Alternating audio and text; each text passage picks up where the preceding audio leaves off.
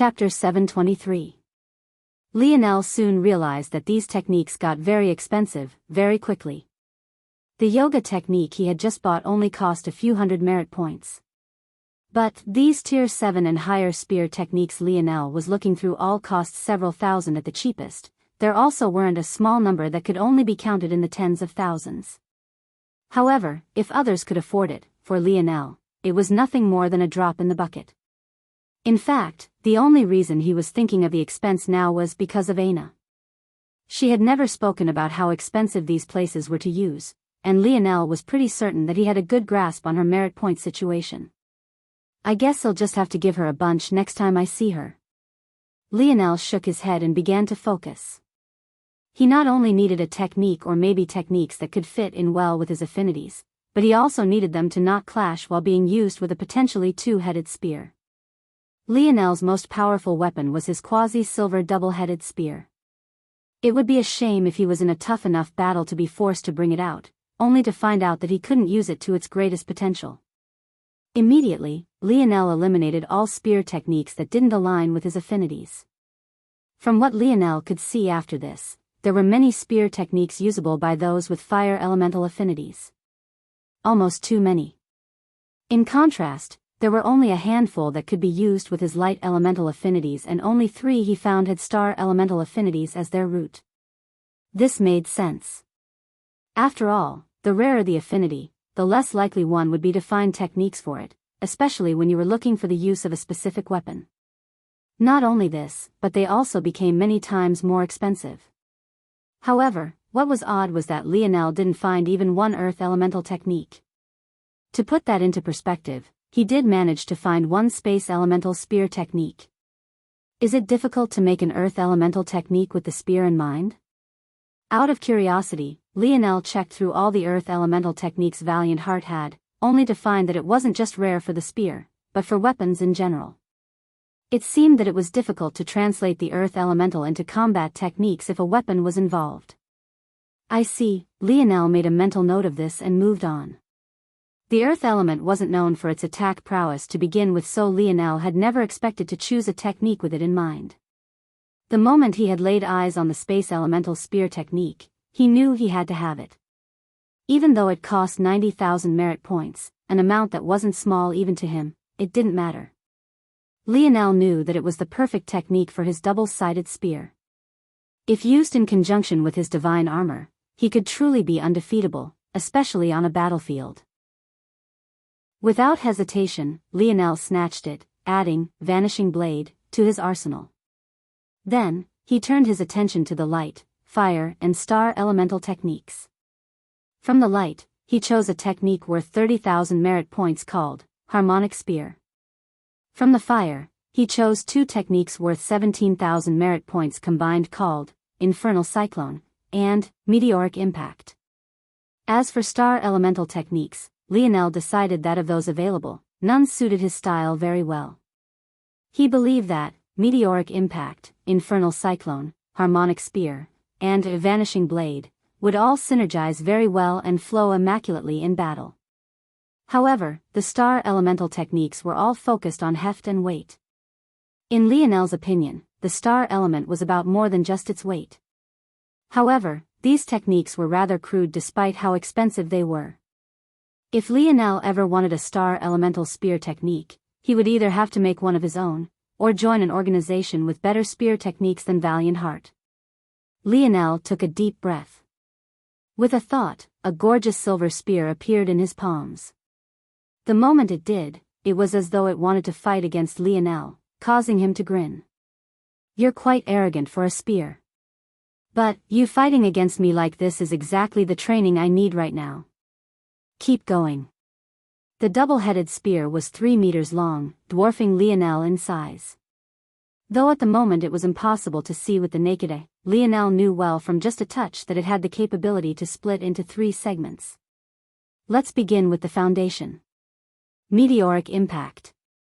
Lionel held the trembling silver spear out with one arm, watching the motions of the live model with an intent gaze. There wasn't a single twitch of the muscle or shift of force that he missed. Without leaving out a single detail, he reflected it in his dream world.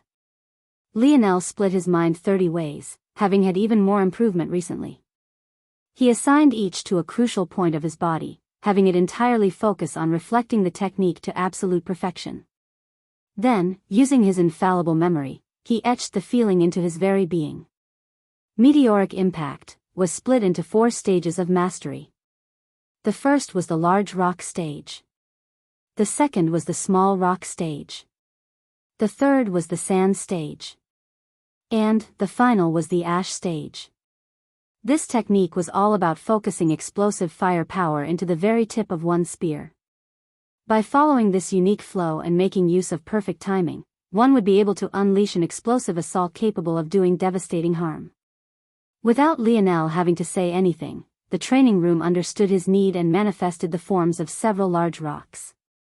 With an explosive step, Lionel erupted forward, his spear streaking forward like a piercing meteor. On its tip, a whistling shield of flames flickered. Bang! The spear tip collided with the massive rock before him. In one moment, the rock trembled, and in the next, it shattered, exploding outside into numerous tiny shards.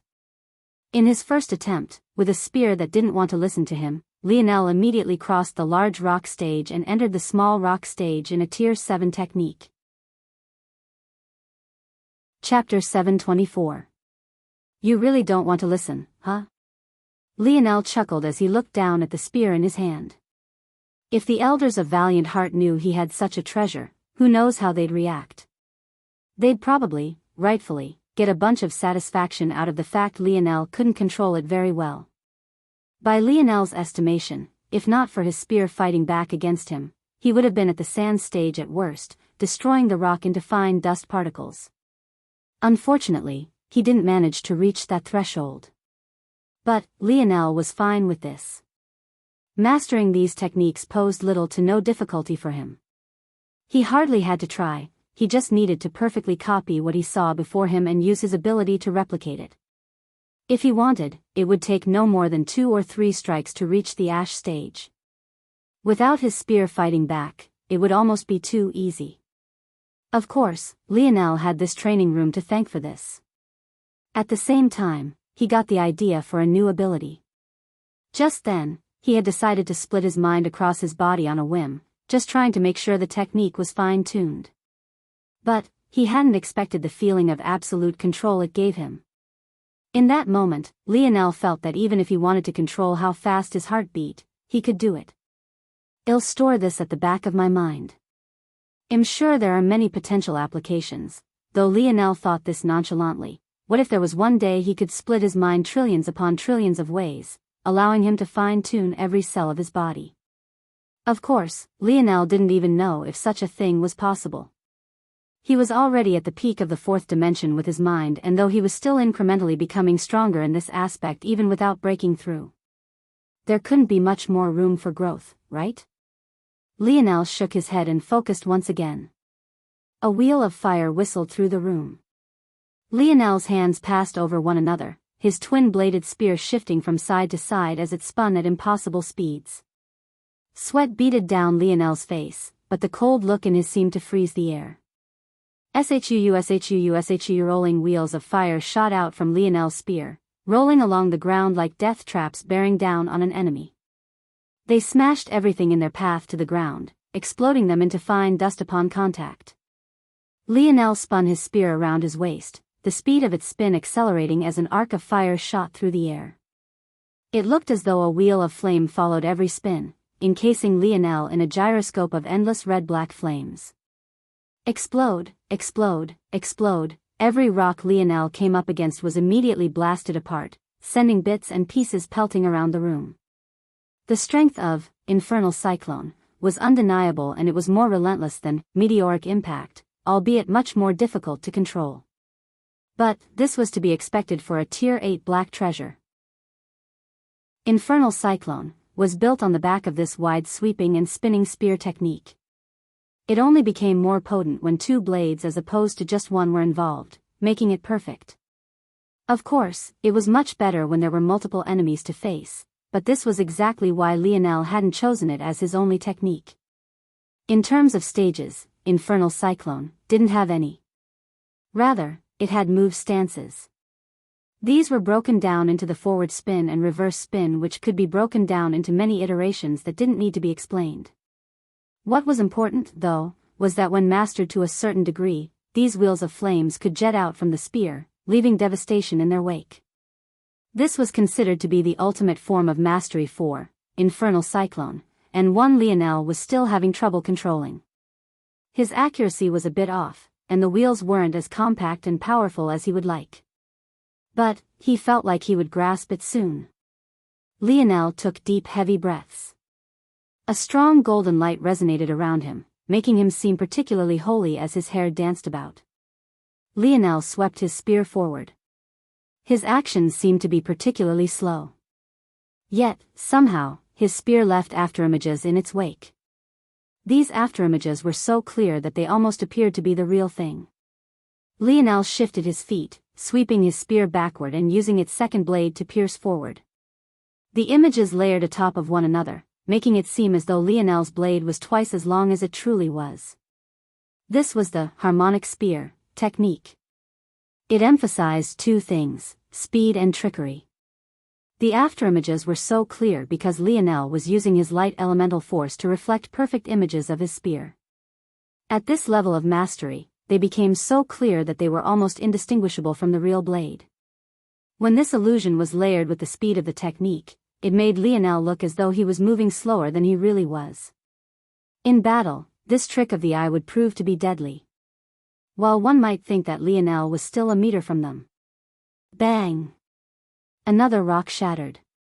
But this time, the result was so devastating that the dust didn't settle quickly.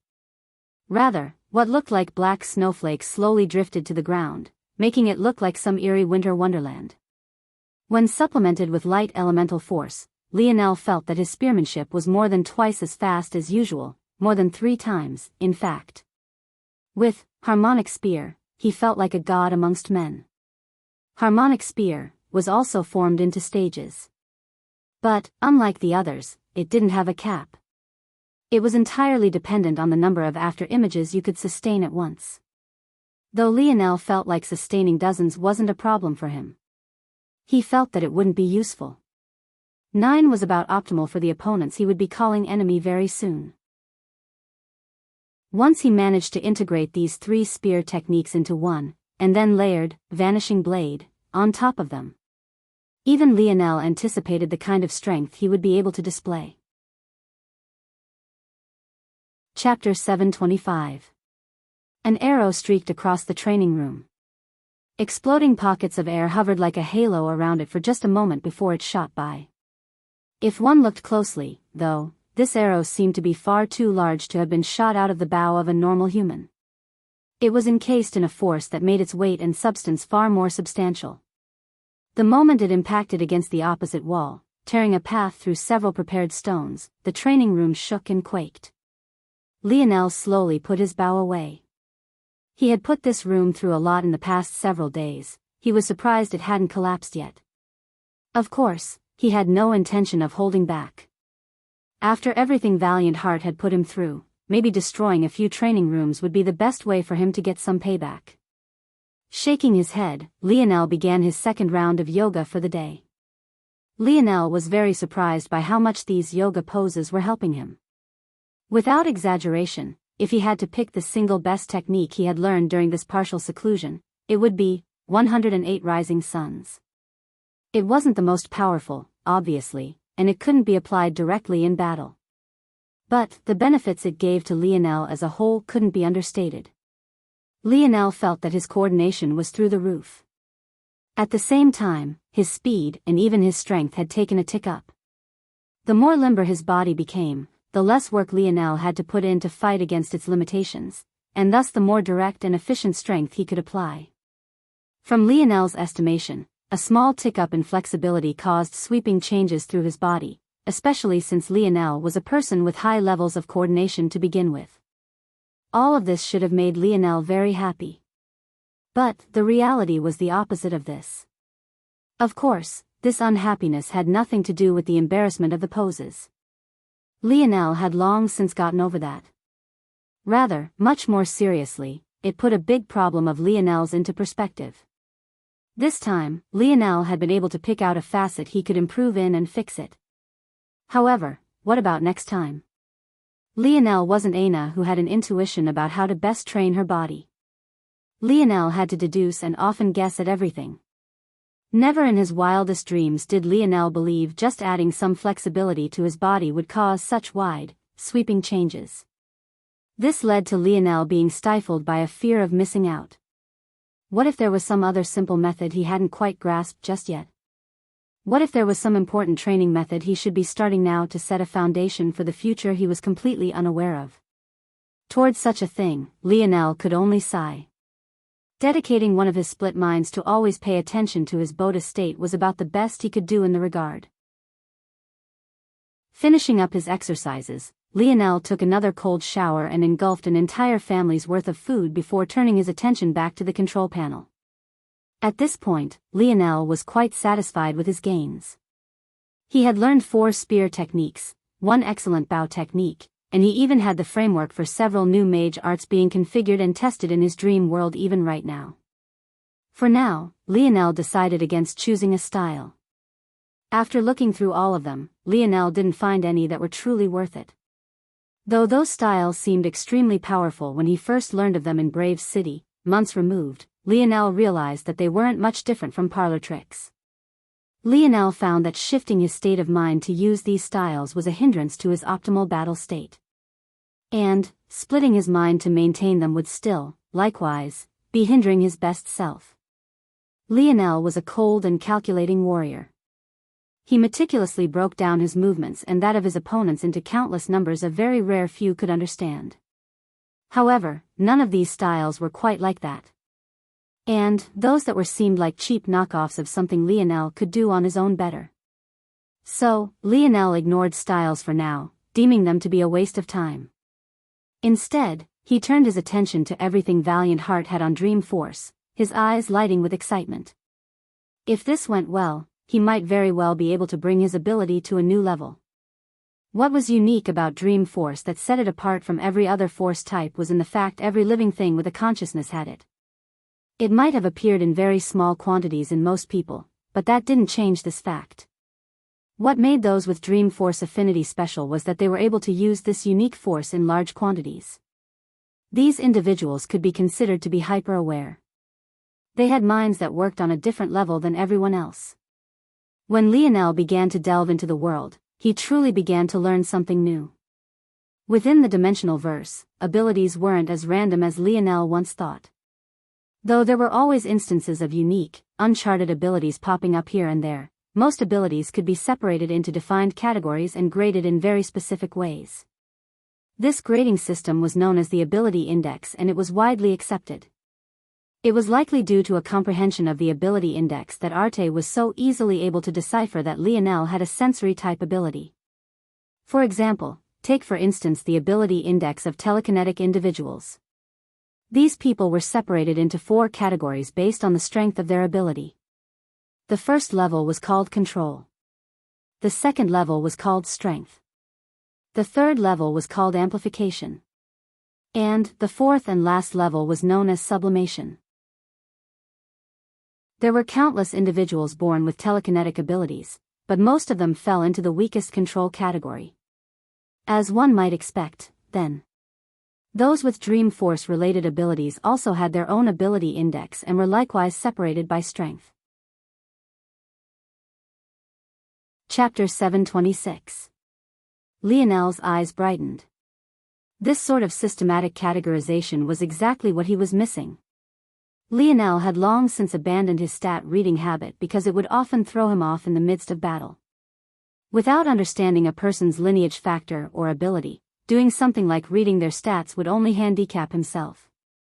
But, this ability index was a completely different story. If he could grasp an understanding of it.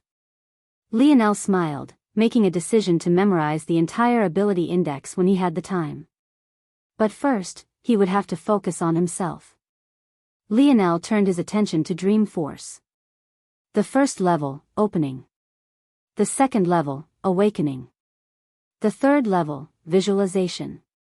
The fourth level, Control. The fifth level, Manifestation. The fifth level in particular had a red underline, causing Lionel to sigh. The reason this ability index existed was obvious. But it was also a guide to follow on how to improve one's ability and what path to follow. In a lot of ways, Lionel wished he had known about this ability index long ago. The issue was, according to the legend, this red underline meant that this evolution was impossible to reach unless one was directly born with it. It was an ability almost exclusively awakened by savants and no one else. Obviously, Lionel wasn't even close to touching this fifth level and he never would. That said, he could remember a certain savant who had done exactly that. Lionel shook his head. The first level, opening, was a subtle awakening of dream force. This gave one added thinking capacity, greater memory, faster thinking speed and higher intellect. This was considered to be the lowest level. The second level, known as awakening, was a level where the user was more aware of the existence of their dream force. This allowed them everything gained on the first level but with an added sensory perception. This was also the minimum requirement necessary to absorb and utilize dream force actively. The third level, visualization, allowed one to utilize dream force to recreate objects in one's mind and simulate reality. This was where consciousness became almost tangible and real, allowing one to control vivid dreams to insanely high levels of detail. The fourth level, control, went beyond this. At the lowest level, it allowed one to control one's mind and sensory perception, raising it and dulling it as one pleased. At the highest level, one could take hold of their consciousness to manipulate every aspect of their body even to the smallest level. The fifth level, of course, didn't need to be explained. Within each of these levels, one could be given 3 grades of proficiency. If Lionel had to grade himself, he believed himself to be at 3rd grade of the visualization level. In fact, he believed that he had taken a half step into the control level. This ability index really put things into perspective. There were always those out there who were better. Lionel seemed to be running through all the talents no matter where he landed, but wasn't that only natural? This was a mere 5th-dimensional world whereas his father, at the very least, was from a 7th-dimensional world. If Lionel really wanted to see where he measured up, he would need to first face geniuses from those high-level worlds. If he came out unscathed, only then would he be able to hold his head up high. As of now, Lionel was just bullying those who had a much lower starting platform than he did. The ability index is adjusted depending on where you can display your optimal strength. Obviously, any 7th-dimensional existence would be able to display their ability's highest level on a 4th-dimensional world. But, whether they could do the same on a 7th-dimensional world was a completely different matter. Right now, Lionel's ability was considered to be in the peak of the 5th dimension. However, it was only being fueled by 4th-dimensional dream force and his 3rd-dimensional existence. Oh. The deeper Lionel read, the more he realized that it seemed he had underestimated himself.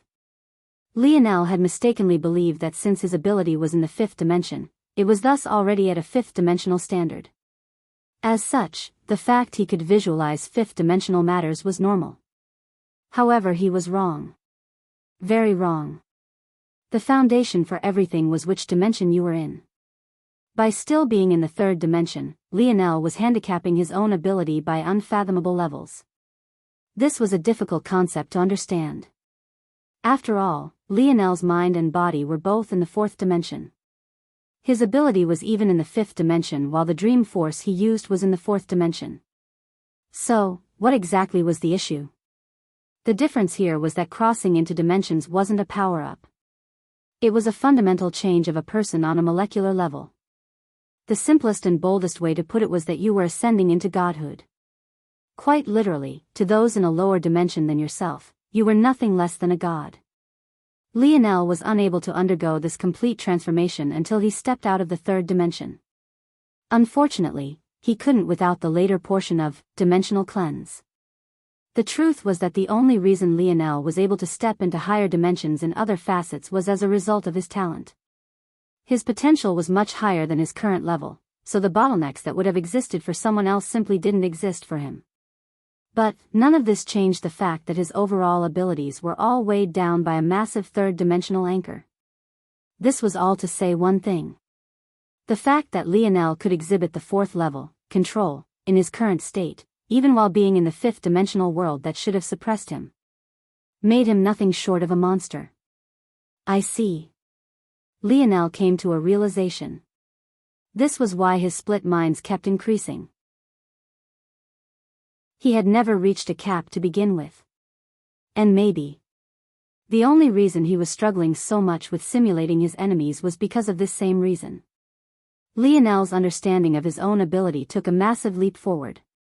In that case, what information do you have on using and manipulating Dream Force? Chapter 727. Lionel began to very seriously go through all the information Valiant Heart had on Dream Force. To his surprise, there was quite some amount of it. But Lionel quickly realized how, among all the abilities one could run into in battle, and as devastating as many could be, maybe the most feared one were all related to Dream Force. Matters related to consciousness were among the most enigmatic in all of existence. To face someone who could seemingly control it was daunting. As such, the amount of information here had less to do with Valiant Heart's prowess, and was more reflective of the dimensional versus focus as a whole. This much made sense, though. The ability index Lionel attached to himself was the sensory Dream Force type. However, there were still many others. For these others, all of them ended with the very same red underlined manifestation level, but the first 4 and something 3 or 2 levels greatly differed. For example, there was an illusion Dream Force type. These individuals were excellent at using tricks of the mind and thrusting others into their fabricated worlds.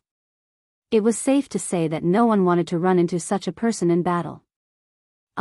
Even among the very first things Lionel learned, he was floored. Dream Force is a type of soul force. Yet, all this time I've been treating it just like any other force. Lionel almost felt like kicking himself. It was such a simple shift in ideology, but it was important enough to flip the table of his understanding. What was the difference between force and soul force? Well, the simplest difference was intangibility. Force could apply change into one's surroundings at a whim. For example, Lionel could directly strengthen his body with his force. Likewise, his force strengthening deviations could be directly applied to the environment as well. When Lionel used his light elemental force, his legs were directly enveloped by it. When he used his Scarlet Star force, his organs were charred by it. When Lionel activated his metal body, his body was directly strengthened by it. These were all abilities that encompassed force. What about soul force, though? If Lionel wanted to make use of soul force, usually he needed a medium. This medium usually came in the form of a force art, just like the mages of Camelot. In Camelot, one needed to use their spirit pressure to execute their mage arts. This so-called spirit pressure was exactly the same soul force being mentioned of here. It didn't become possible for me to use mage abilities with any sort of fluidity in the absence of mage arts until Lionel's body froze. He almost couldn't stop himself from trembling all over. The current Lionel could bend the elements to his will with nothing more than a single thought. His body itself had become a perfect medium for this. However, the only reason it was possible was because he had formed his mage core. In the past, Lionel could still forcefully manipulate the elements without his mage core, but the strength he could display then wasn't even a tenth of what he could now. And even then, his magic was still the most powerful only when he used mage arts in conjunction with his mage core. It all suddenly hit Lionel like a ton of bricks. All this time, he had been applying his dream force just like any other force. But what he had been doing was the equivalent of manipulating the elements without mage arts and without a mage core. Lionel really didn't know what to say to his own stupidity. Not only was he handicapping his dream force, but he was handicapping his magic as well. Right now, Lionel had 3 stars rotating within his ethereal Glabella's world. These 3 stars continuously purified normal force for him. However, what it converted it into wasn't dream force, but rather normal soul force. Lionel had been subconsciously splitting this soul force into 2 streams. One remained intact for the sake of casting his spells, manipulating his mage core and bending the elements to his will. The second portion was sent to his dream world and was then catalyzed into dream force by himself. All this time, he had been treating Dream Force like just another element he could conjure up with his soul force. Idiot. I can't let Dad know about this or else he'll never hear the end of it. Lionel felt like he was doing a math proof for 1 + 1 = 2, but the first line he started with was already 1 + 1 = 2. He went through all those laborsome steps just to prove nothing. It was mildly infuriating. Without hesitation, Lionel suddenly took a massive step. He flooded all of his dream force toward his 3 stars. Bang! Lionel's mind went blank. It felt as though an explosion had gone off in his mind, ripping his consciousness to shreds. However, oddly enough, he felt not a single ounce of pain. It wouldn't be until long later that Lionel realized the true strength of the 3-star constitution. However, what he knew for sure now was that star force wasn't only exceptionally heavy, it was also very good at using this weight of its to purify. All this time, silently churning away at the atmosphere's force to turn it into Lionel's soul force, it never stopped, it never deviated, it never slowed. At this moment, though, suddenly being flooded with dream force that rapidly catalyzed its very core into the highest level of soul force in existence. It finally evolved. The slight diamond blue color of the 3 stars became more prominent. Its pure white was peeled back to reveal a heart-tingling blue that sparkled like the most gorgeous of crystals.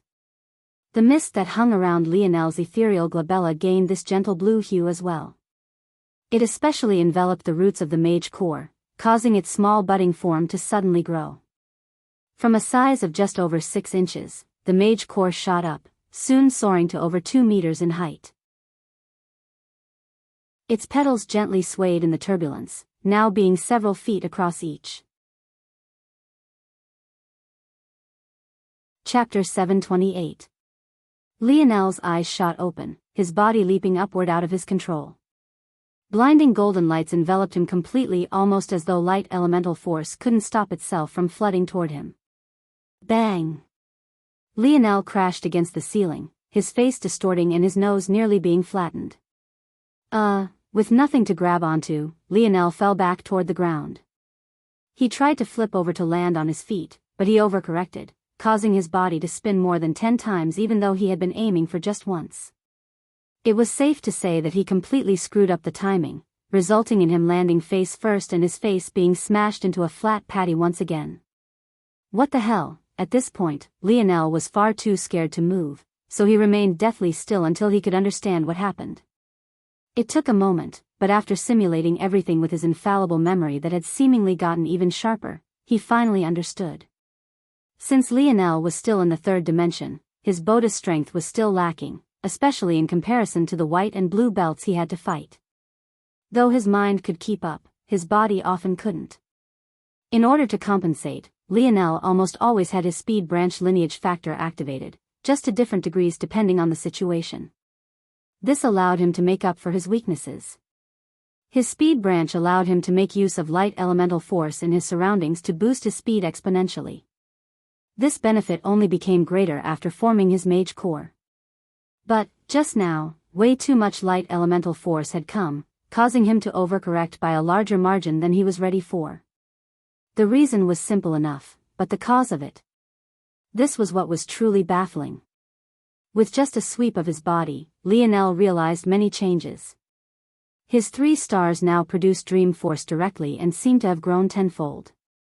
To account for their explosive increase, the space within Lionel's ethereal glabella had also expanded massively. My internal sight's range has gone from a few hundred meters to over 10 kilometers even in a 5th-dimensional world. My mage core grew by more than 10 times. My mind can split more than 60 ways now. My magic is easily 10 times more powerful. Lionel was at a complete loss. Just a week ago, he had been worried about this exact thing. He had almost missed out on the benefits flexibility could have brought him. And, right here, there was a more than tenfold increase to his strength that had been sitting here untouched all this time. As the purest and highest form of soul force there was, dream force was ideal for the usage of Camelot's magic system. The force arts Lionel drew with it, even without changing a single symbol, were immediately several times more powerful. At this point, Lionel felt confident in healing his coach back to full health right this moment. If it wasn't because he wasn't certain of how to send the old man back to Earth, he would have already. Lionel finally managed to get a comprehensive understanding of his strength and sat up without being blown toward the ceiling. He looked down at his hands, shaking his head. How many more things was he missing out on? Just from a slight shift in philosophy, he had gained so much strength. How many other thoughts of his was wrong? In the end, Lionel's frown vanished, his gaze sharpening. Lamenting over this was a waste of time. He wasn't that kind of person. Since he realized how valuable knowledge was in this world, he would just have to swallow up as much of it as he could. He would strip Valiant Heart of all the information he had before he inevitably left this place. The days continued to tick by. As promised, Aina did indeed come to visit Lionel once a week. But this only made her feel more at a loss. Aina was very sensitive to Lionel's increase in strength. He seemed to be like a fish in water whenever it came to matters of training. She had only left him for a week, but he had grown so powerful so suddenly that she couldn't see where his limits lay. It was difficult for her to wrap her head around it. The feelings she had were quite conflicting, though. That day in the Joan Zone when she said she didn't want Lionel to change, she meant it. Maybe this was just how the complex mind of a woman worked. On one hand, she had been berating Lionel for being too adverse to killing and too lenient with his enemies. But, on the other hand, that cheerful boy who always had a smile on his face wasn't a version of Lionel she wanted to lose. She had lost too many people already. She hardly wanted to open up to Lionel at all in the beginning, and this was a large reason why. And, maybe, it was still a reason. She didn't know what she would do if she ever had to lose Lionel too. Seeing Lionel grow by leaps and bounds, the hooks of the dimensional verse sinking further and further in, Aina didn't know how she should feel. Should she feel happy that her boyfriend was growing more powerful? Or should she try to shelter him away as much as possible, hiding him from this cruel world? The emotions tugged and pulled at her from every direction. But, without an answer, she could only bury it deep, not much unlike she always did. She smiled as she watched Lionel happily eat away at her food, keeping those complicated emotions locked away. On this day, the day of the selection had finally come. Having been moved up by several months due to the times of turmoil, it held much less fanfare than it once had in the past. The other organizations that would often come to keep an eye on the next generation of Valiant Heart were somewhat strikingly missing, leaving only internal members. It was under this half-festive, half-somber atmosphere that Lionel and Aina arrived. Chapter 729. Lionel held on to Aina's small hand as they walked forward. This was the second time that Lionel had been to this open arena. The first time he had been forced to step in to save Sail. This time, however, he would take center stage. The participating members were mostly white belts and blue belts. Though there were some black belts that wanted to try their luck, they were mostly here for experience and nothing else. The members of Polished Glass weren't too keen on joining. They weren't confident in their combat prowess and were focused on their crafting. With all the knowledge Lionel had taught them over the past several weeks, they felt like they had enough to study for a lifetime. None of this was too surprising by Lionel's estimation. What was, though, was the fact that Radlease was among these participating black belts. The pale-skinned and lanky jokester had disappeared from Polished Glass for a long while. But, at this moment, Lionel could see him up ahead, registering himself for the selection. The result made Lionel's brows arch upward. It had to be known that much like Aina and Lionel, Radlease had only been here for about 3 months. A part of Lionel wanted to dismiss this as Radlease being like the other black belts, simply looking to gain experience. But, for some reason, Lionel didn't feel this way. In order to join the selection, one needed to accumulate a certain amount of merits. Though the black belts that had been here for years could just barely scrap together such an amount, what about Radlease, who had only been here for such a short time? Interesting. Radlease, seemingly sensing Lionel's gaze, turned his neck and gave him a wide grin before walking off with his registration plaque. Not long later, it was Lionel and Aina's turn. To their surprise, though, the one handling these registration affairs was a familiar old lady. "Hello, Elder Magneral." Lionel said with a warm smile. The old lady snorted, clearly still not liking the shape of Lionel's face. The fact he was smiling now only made her feel even worse.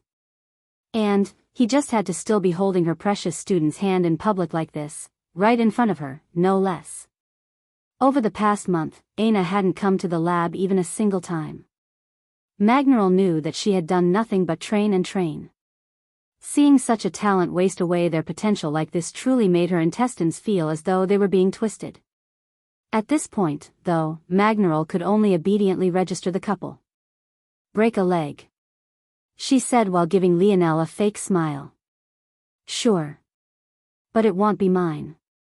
Lionel's casual response made Magneral freeze. In the end, she just sneered.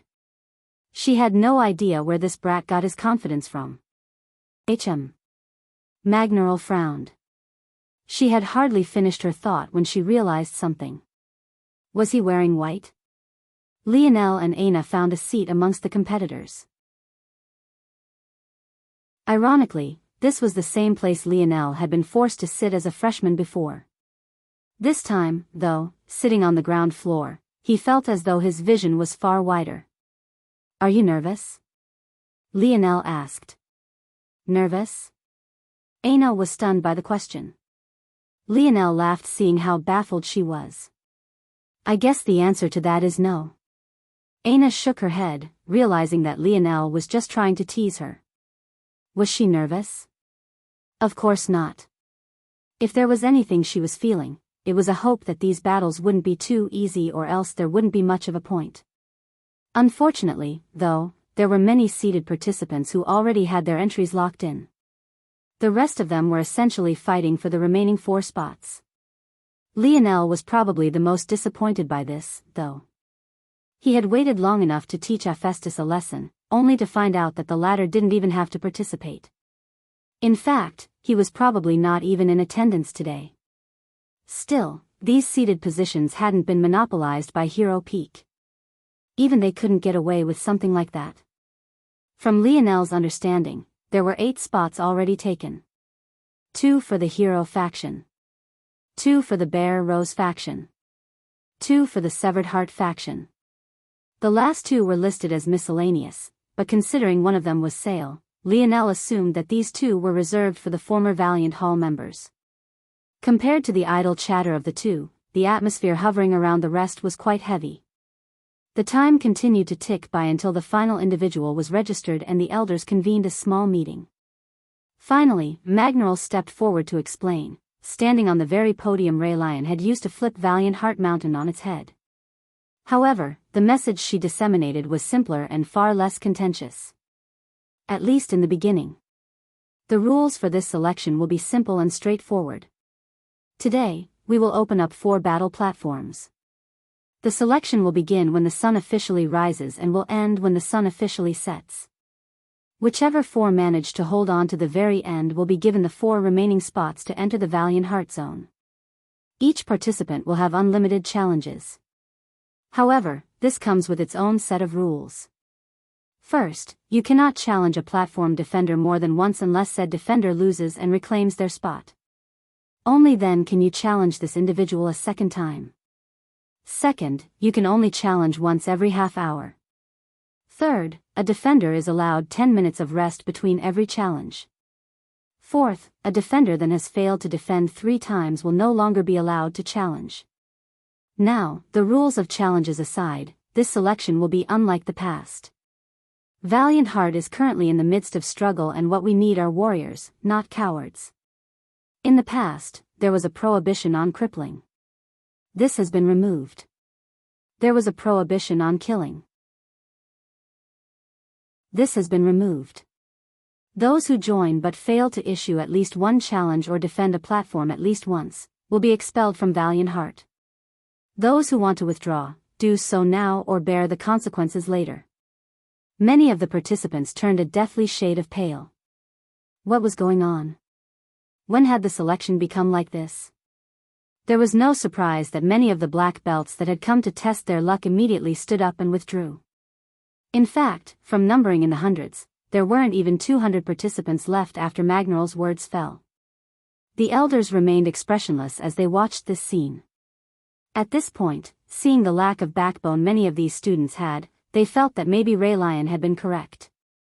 There were no shortage of elders dissatisfied with Raelion's approach, but seeing how much they were rotting from the inside out, it was hard to continue to fuel hatred for his methods.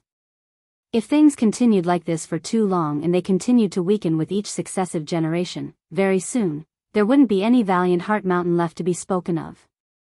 Long before their enemies got to them, they would crumble from the inside. Magneral waited patiently until just about 180 were left. Finally, when it seemed like no one else was intent on leaving, Magneral nodded. Even though 180 was less than she had hoped for, it still wasn't to the point that they had no good seedlings left. Though she was certain that many of those who remained believed they could just concede quickly enough to not be harmed, this was still good enough for now. Maybe with Raelion's methods, they'd soon breed even more warriors. On the ground below, Lionel didn't really feel much about the sudden allowance of killing. He had already deduced this much. He could see through Raelion's plan quite well. What he was surprised about, though, was that, once again, Radlease didn't show any signs of backing down. It was quite baffling indeed. Now we will begin. Magneral said coldly. 4 defenders, come forward. For every 10 minutes 4 defenders haven't been chosen, the quota for entry remaining will be sliced by 1. If you deem to waste all 40 minutes, not only will there be no spots remaining for the lot of you, but you will all be expelled. Everyone knew one would be at a disadvantage being amongst the first defenders and challengers, especially since everyone only got 3 chances to defend. However, if everyone wanted to hold back from taking a small loss, then everyone would lose. Surprisingly, though, there was a couple that looked toward each other with knowing smiles. In a flash, Lionel and Aina shot forward. Before anyone could react, they had already taken 1 platform each, their auras steady and even somewhat overbearing. No one had expected for the first 2 defenders to appear to be a pair of white belts.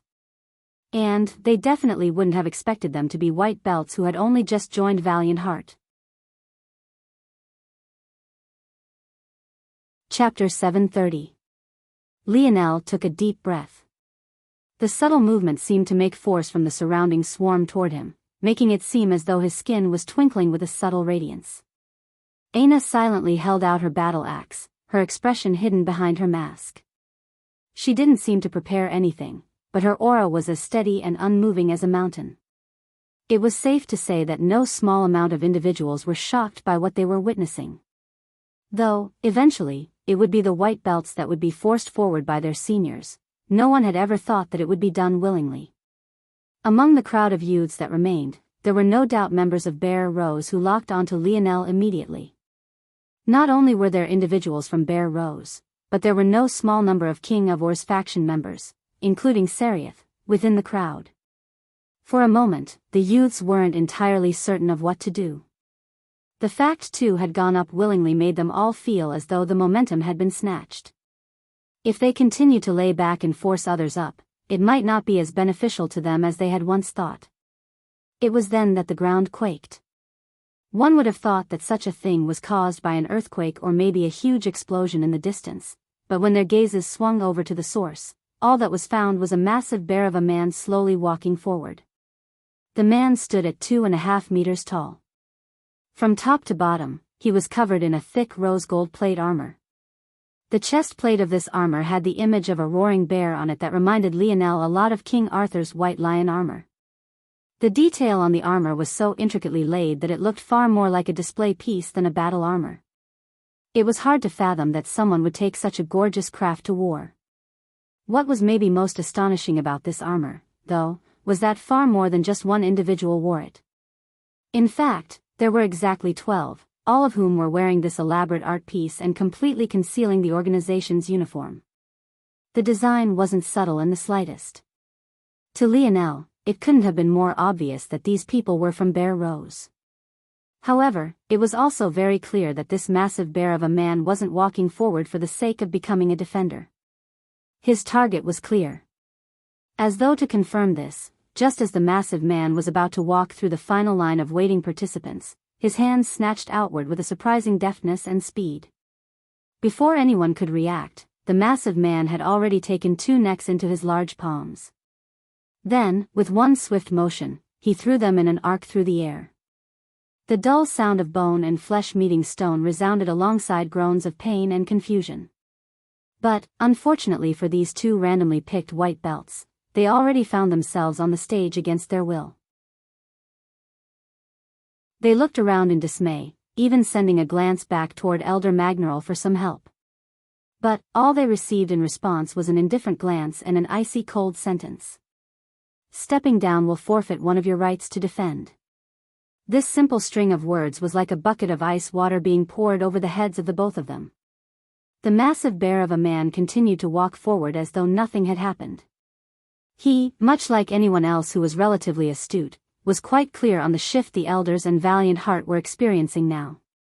As important as strength and hierarchy was in the past, it had only become more so now. Who cared about small petty rules or the inconvenience of a few? As long as your fist was big enough, you could do as you pleased. Things were this simple and would only become simpler. Bang! With a small hop, the rose-gold armor-wearing giant landed heavily onto Lionel's platform. Even now, his face was obscured by a heavy helmet and visor. Despite the somewhat feminine color of his armor, it didn't seem to take away from his bloodthirsty aura in the slightest. Never did I think that the brat who dared to slap the face of my Bear Rose faction would choose to appear so soon. But this is good. This will be a memory impossible for others to forget. The hero faction isn't the only faction not to be trifled with. Lionel's lip twitched when he heard this. The hero faction was not meant to be trifled with? Did he think that Lionel had a bias for one against the other? If anything, the things Lionel had done to the hero faction were far worse. But, clearly, these Bear Rose faction members had only just come back from the frontline battle against the Oryx. They knew little of what happened in Valiant City during their absence. It made one wonder. With so many out on the front lines, why did it seem like Raylion and Hephaestus were always here? Of course, that might just be an illusion. After all, it wasn't like Lionel could bother to keep an eye on them all the time. It wasn't long before Lionel had removed all distracting thoughts in his mind. He stood just 20 or so meters away from the massive bear of a man, his expression placid. As things were now, this was the only challenge that had been issued. It was as though the entirety of the arena had fallen silent for the sake of observing this one battle. If you want to stand a chance, I advise you to take your armor off. Lionel said evenly. If not, this battle will end before you get a chance to do anything. The massive man snorted. My name is Dune. I'll be sure to engrave it onto your gravestone after you die so you don't forget what happened to you even on the other side. Bang! Dune launched himself forward, the stones beneath his feet cracking with fine lines. Chapter 731. Lionel shook his head, his gaze still indifferent. Just when Dune had reached his range, bearing down on him with a fist that sent a fiery blaze crackling through the air, Lionel took a subtle step forward. His one movement threw Dune's fist off course, causing it to whistle by his ear. Golden lights coated Lionel's body, his every movement being followed by a fluid arch of radiance that left a beautiful pattern in the air. Just by following it, one could see the subtle bobs and weaves of Lionel's figure, capturing the immaculate elegance of his simple movements. Lionel's hips sunk down. Enveloped by Dune's body, it seemed as though he would be swallowed whole by the giant. Yet, his fist twisted forward, a delicate spiral of light whistling in its path. Dune felt a heavy thud resonate through his rose-gold armor, but he sneered. Was that why Lionel was so confident? His speed? What good was speed when you couldn't break past his defense? However, it was then an audible crunch filled Dune's ears, causing his expression to change. He explosively retreated, his gaze, the only visible part of his face through his visor, contracting. Dune looked down at his armor, his face warping when he noticed the sheared metal on his torso. Not only had it distorted a portion of the bear's roaring face, but had it been just a bit deeper, it would have dug into his flesh, ripping past his chainmail and leaving him with severe injuries. What just happened? wasn't it a simple punch? Dune had felt a subtle shift in Lionel's fist that let him know that Lionel was actually able to call upon the Four Seasons realm for his fist technique. But, with Lionel's tight control, it was difficult to tell what level he was at. Still, what was clear to Dune was that the power behind Lionel's punch still shouldn't have been enough to cause such a thing. Still don't want to take it off? Lionel asked evenly once again. Dune's expression warped as the crowd suddenly realized what had happened. In the first exchange, Lionel won. Everyone knew that though these armor-wearing Bear Rose members weren't in their uniforms, each and every one of them was a blue belt. Not only were they blue belts, they were elites among blue belts that had years of experience, decades even, in fighting the Oryx. In Lionel's estimation, the fact that Dune actually managed to come out unscathed from that exchange, outside of his distorted armor, of course, was enough to prove just how powerful he was. No normal blue belt would have come out without a hole blasted through their stomach. However, Lionel's words of kindness and his polite reminders seemed to only infuriate Dune further. At this point, if he truly took off his armor, wasn't he just conceding defeat? Dune began to laugh. The movement of his diaphragm and the displacement of his lungs were so exaggerated that his bellows seemed to cause claps in the air. Bang! Dune slammed his fists together, fiery crackles lighting the air and dancing like embers. I'm going to enjoy pummeling you into the ground. In that moment, the image of a harsh sun appeared above Dune's head, an expanse of endless sandy dunes appearing around him. The temperature of the surroundings seemed to skyrocket, beams of sunlight bouncing off Dune's reflective rose-gold armor. The expressions of the crowd changed. They all understood in an instant. This was Summer of the Four Seasons realm. Not only that, but it seemed more powerful than just that. There were no small number of people who chose to focus on just one of the seasons, priming and prepping it to a level that surpassed even some who had grasped all four. In some ways, these individuals also forged their own path, making their Four Seasons realm comprehension no weaker than one that had comprehended it all on their own. Of course, such individuals would always be a tick below a complete Four Seasons realm master. But they were not to be trifled with. Especially when Lionel already had to make use of the Four Seasons realm to close the gap between the fourth dimension and himself. Dune shot forward again. This time, he was truly like a cannonball soaring through the air, fiery streaks of red leaving devastation in his path. He seemed to be unstoppable, an untouchable mass of fury. Lionel's cold, indifferent eyes meant Dune's fiery rage. He took another well-timed step forward, his movements as fluid as water. In fact, the light element that rippled around him seemed to respond exactly like waves in the ocean, his every movement sending a wave of changes within it. This time, though, Dune was ready. His first fist was nothing more than a feint, his second was already prepared, hooking forward to smash toward the side of Lionel's head. Lionel didn't seem to be off-put by this. His fist and rolled shoulder protected the side of his face, a subtle shift in his footwork causing the blazing punch to barely glance off him. This glance should have been enough to char Lionel's body into ash, but the flames tickled off his skin, dancing about as though a fire spreading across glass. Standing within Dune's range, a blinding golden light enveloped Lionel's body. His fists exploded forward, a barrage of punches shooting through the air. Shoulder joint, visor, hip joint, elbow, Lionel's speed was so quick that Dune couldn't react. There was a lull in all the noise for just a moment before a consecutive flood of air exploding fists seemed to land at once, leaving Dune's armor looking like the surface of a cratered moon.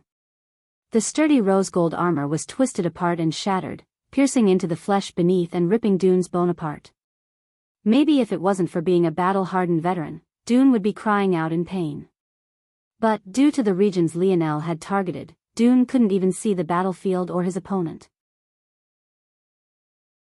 On top of that, he couldn't move his arms without a slicing pain shooting through his spine. He was finished. Lionel shook his head inwardly. First you wear a full armor of metal, then you use the element I fear the least. It's like you wanted to lose. Chapter 732. Lionel looked up. He was still in range of Dune's attack, but he was also very much aware that there was no way this big guy was moving. Every one of Lionel's punches had torn a rotating hole into his armor, sending bits of shrapnel into his body. The worst part about this shrapnel, though, was that it was still connected to the rose gold armor, making the situation even worse than it would otherwise be. If Dune wanted to move, he would not only be slicing apart his own limbs, but he would also have to fight against the sturdiness of his own armor. It could be said that fighting against Lionel while wearing a full suit of metal was probably the dumbest thing you could do. The use of the fire element wasn't even half as egregious as this alone. Lionel didn't know if the Morales family had any enemies, though he could guess that they probably did. No matter how powerful an organization was, it would always have its contenders. However, what Lionel didn't have to guess was that whoever these enemies were, there was no way they wore armor like this. Either they wouldn't wear metal armor at all, or they'd find a way to enchant the armor to stop those with metal synergy from manipulating it. Facing metal weapons was a different matter. Oftentimes, there would be force poured into it, disrupting Lionel's control. And, the weapon would often be moving too fast for Lionel to deal with before he was harmed. But, an armor like this was practically a stationary target. Simply put, Dune was asking to lose. Lionel reached forward, touching the now distorted bear on Dune's chest. He sighed, shaking his head. By all rights, he should kill Dune. It was obvious that the latter wouldn't have shown him any mercy had he been on the other end. Was killing really a necessary extreme? All he had done was take a shop, right? He hadn't even killed any of their members. This dimensional verse was really too ridiculous. Lionel shoved his palm forward, deforming the rose gold bear until its original form could no longer be seen. Blood leaked out from Dune's helmet. From start to finish, he didn't say a word, not even for the sake of begging for mercy. Lionel could sense the rage-fueled gazes from the 11 remaining rose gold armor wearers. But, none of them said a word either. It was clear that each of them were warriors that had seen a lot. Since they dared to act, they also dared to die. Maybe Valiant Heart isn't completely rotten yet. Lionel thought absent-mindedly. Lionel's palm squeezed into a fist. As though scrap aluminum, the chest plate on Dune crumpled. Lionel ripped downward, tearing the armor away from Dune's body. With a kick, he sent Dune's half-dead body out of the arena. Dune sputtered and coughed, looking up at the sky with hints of unwillingness. This wasn't because he was dying, but rather because he knew he would have had Lionel not just helped him take his armor off. Somehow, he had ended up being shown mercy. But, it only filled him with a sense of endless humiliation. At that moment, many felt their minds going numb. If this was what Lionel could do to armor they were wearing, what were they supposed to do? Lionel looked down at the large piece of rose gold in his hand and tossed it to the side. Dune slowly rose on his own despite the state of his body, knowing that no one would come to get him. In fact, he didn't want anyone to. Without looking back, he dragged his body away, leaving a trail of blood in his wake. From start to finish, the remaining 11 didn't spare Dune a glance, each one of them staring down Lionel with murderous intentions. It was clear that all of them were waiting for the 10-minute timer to come to an end, each of them wanting nothing more than to rip him limb from limb. Within the silent crowd, Nigmir trembled hard. He, who had fought Lionel once before, knew for a fact that he wasn't this powerful before. Any thoughts he had of defeating him seemed to have gone out the window, his body drenched in a cold sweat. The members of the King of Or's faction watched on with clenched jaws. With such strength, were their plans of wearing Lionel down even viable? Nigmir's gaze flickered with rage, his eyes shifting from Lionel to Aina. He would get his revenge. He needed to get his revenge. No matter what. Nigmir's body flashed, a strong assault of wind whipping through the surroundings and catching many off guard. No small number of people were still trying to wrap their minds around what had just happened. No one thought that someone else would levy a challenge at this exact moment. Nigmir's body crossed over Lionel's platform as though in blatant provocation before landing heavily on Aina's. His mind was twisted with fury, causing the wind elemental force around him to respond in kind. Lionel frowned, his fingers twitching. A suffocating aura exuded from him. If it wasn't for the rules, he would have already attacked Nigmir right then and there. If it was a normal challenge against Aina, it wouldn't be a problem. But this was very clearly not that. Nigmir's body shook under Lionel's oppression. But he grit his teeth, his rage taking over his rational mind. He laughed into the skies. "You just stand right there and watch." Nigmir shot forward, his speeds reaching mind-numbing levels. The wind enveloped him, an ivory armor manifesting and a 4-meter-long lance appearing in his hand. "Die." Nigmir saw something flash by him. In that moment, he felt as though the world had shifted, one side sliding up while the other slid downward. He couldn't wrap his mind around what happened until he plopped to the ground, his body split in 2 halves right down the middle. Another silence fell over the crowd as droplets of blood fell around a masked beauty with fluttering hair. Chapter 733. Aina stood with her back to Nigmir's fallen body. Though one couldn't see her face, the cold look one could see through the slits in her mask were enough to send shivers down one's spine. The contrast between Lionel and Aina was too drastic. There was no mercy, no hesitation, there wasn't even a small chance. The moment Nigmir showed such signs to her, she cut him down where he stood. At that moment, Aina was pissed. She wasn't only pissed at the members of Bear Rose, she was pissed at Lionel too. He might think it was fine to forgive your enemies like this, but how was she supposed to react when a boorish brute who just tried to kill her man was let off so easily? It was always easiest for the victim to forgive, but what about those who cared for the victim? Was she supposed to let things go too? Aina felt that she was maybe too agitated, but the feeling was stifling. She didn't know how many times she had to tell Lionel to stop showing mercy like this. She didn't know when had finally realized that a hint of mercy shown today could easily come back to bite him the next. It was infuriating to the point she didn't even want to look at him right now. If it wasn't for Nigmir coming in a timely fashion to give her something to vent on, she might have exploded already. The volatile feelings in her chest rampaged around. And now, she had to wait 10 minutes for the next victim. Aina herself hated that she reacted so violently. She found it harder and harder to keep her cool when things were related to Lionel, a problem he ironically had the same issue with though toward her. But, compared to Lionel who only wanted to protect her, Aina found some of Lionel's actions deeply frustrating sometimes. She was fine with them saving all those freshmen because she knew it was a part of Lionel's larger scheme, a scheme that was working out perfectly now. But what was the point in sparing Senior Lu back then? And what about this Dune character? How much longer would he be like this? Damn it. Aina's amber eyes tinged with red. She reached out a hand and made a snatching motion toward Nigmir's corpse.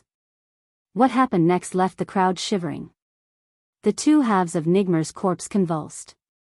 In the next moment, all the blood that had been pooling shot toward a single point, forming into a ball of crimson that left Nigmir's corpse looking like nothing more than a mummified figure. But, even that didn't last long.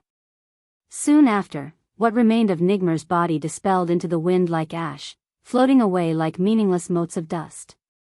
It was the kind of scene one would never forget in their lifetimes. The blood continued to float by Aina as though it had a mind of its own, hovering there and reflecting the now high sunlight. It acted as a silent reminder of the scene they had all just witnessed. Lionel's frown deepened. But in the end, he could only sigh. As intense as his feelings were for Aina, he had yet to tell her that he loved her. Maybe it was because he didn't know what those words meant, or maybe it was because he still wasn't sure if he did. Up to now, their relationship had managed to jump over many hurdles. But the one that had yet to be cleared was ironically the very first one they faced. That day. The image of Aina's delicate, small hand piercing through the heart of another human being was forever imprinted into his very soul.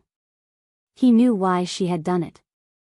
She was telling him that this was the person she was, the person that she had always been.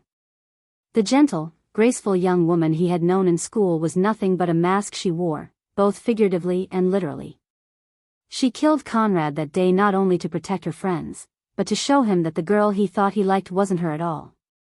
She took this action even though she knew it would alienate not only him, but her own close sisters as well. And it had worked. It sent him into a tailspin, one that he hadn't recovered from even now. Maybe he had only gotten better at ignoring it. Nothing more, nothing less. It was quite funny. It seemed that he was very good at doing exactly that, ignoring things. Even to this point, he still didn't believe that he could stand to his grandfather's ideology without feeling as though his comprehension of the world was crumbling.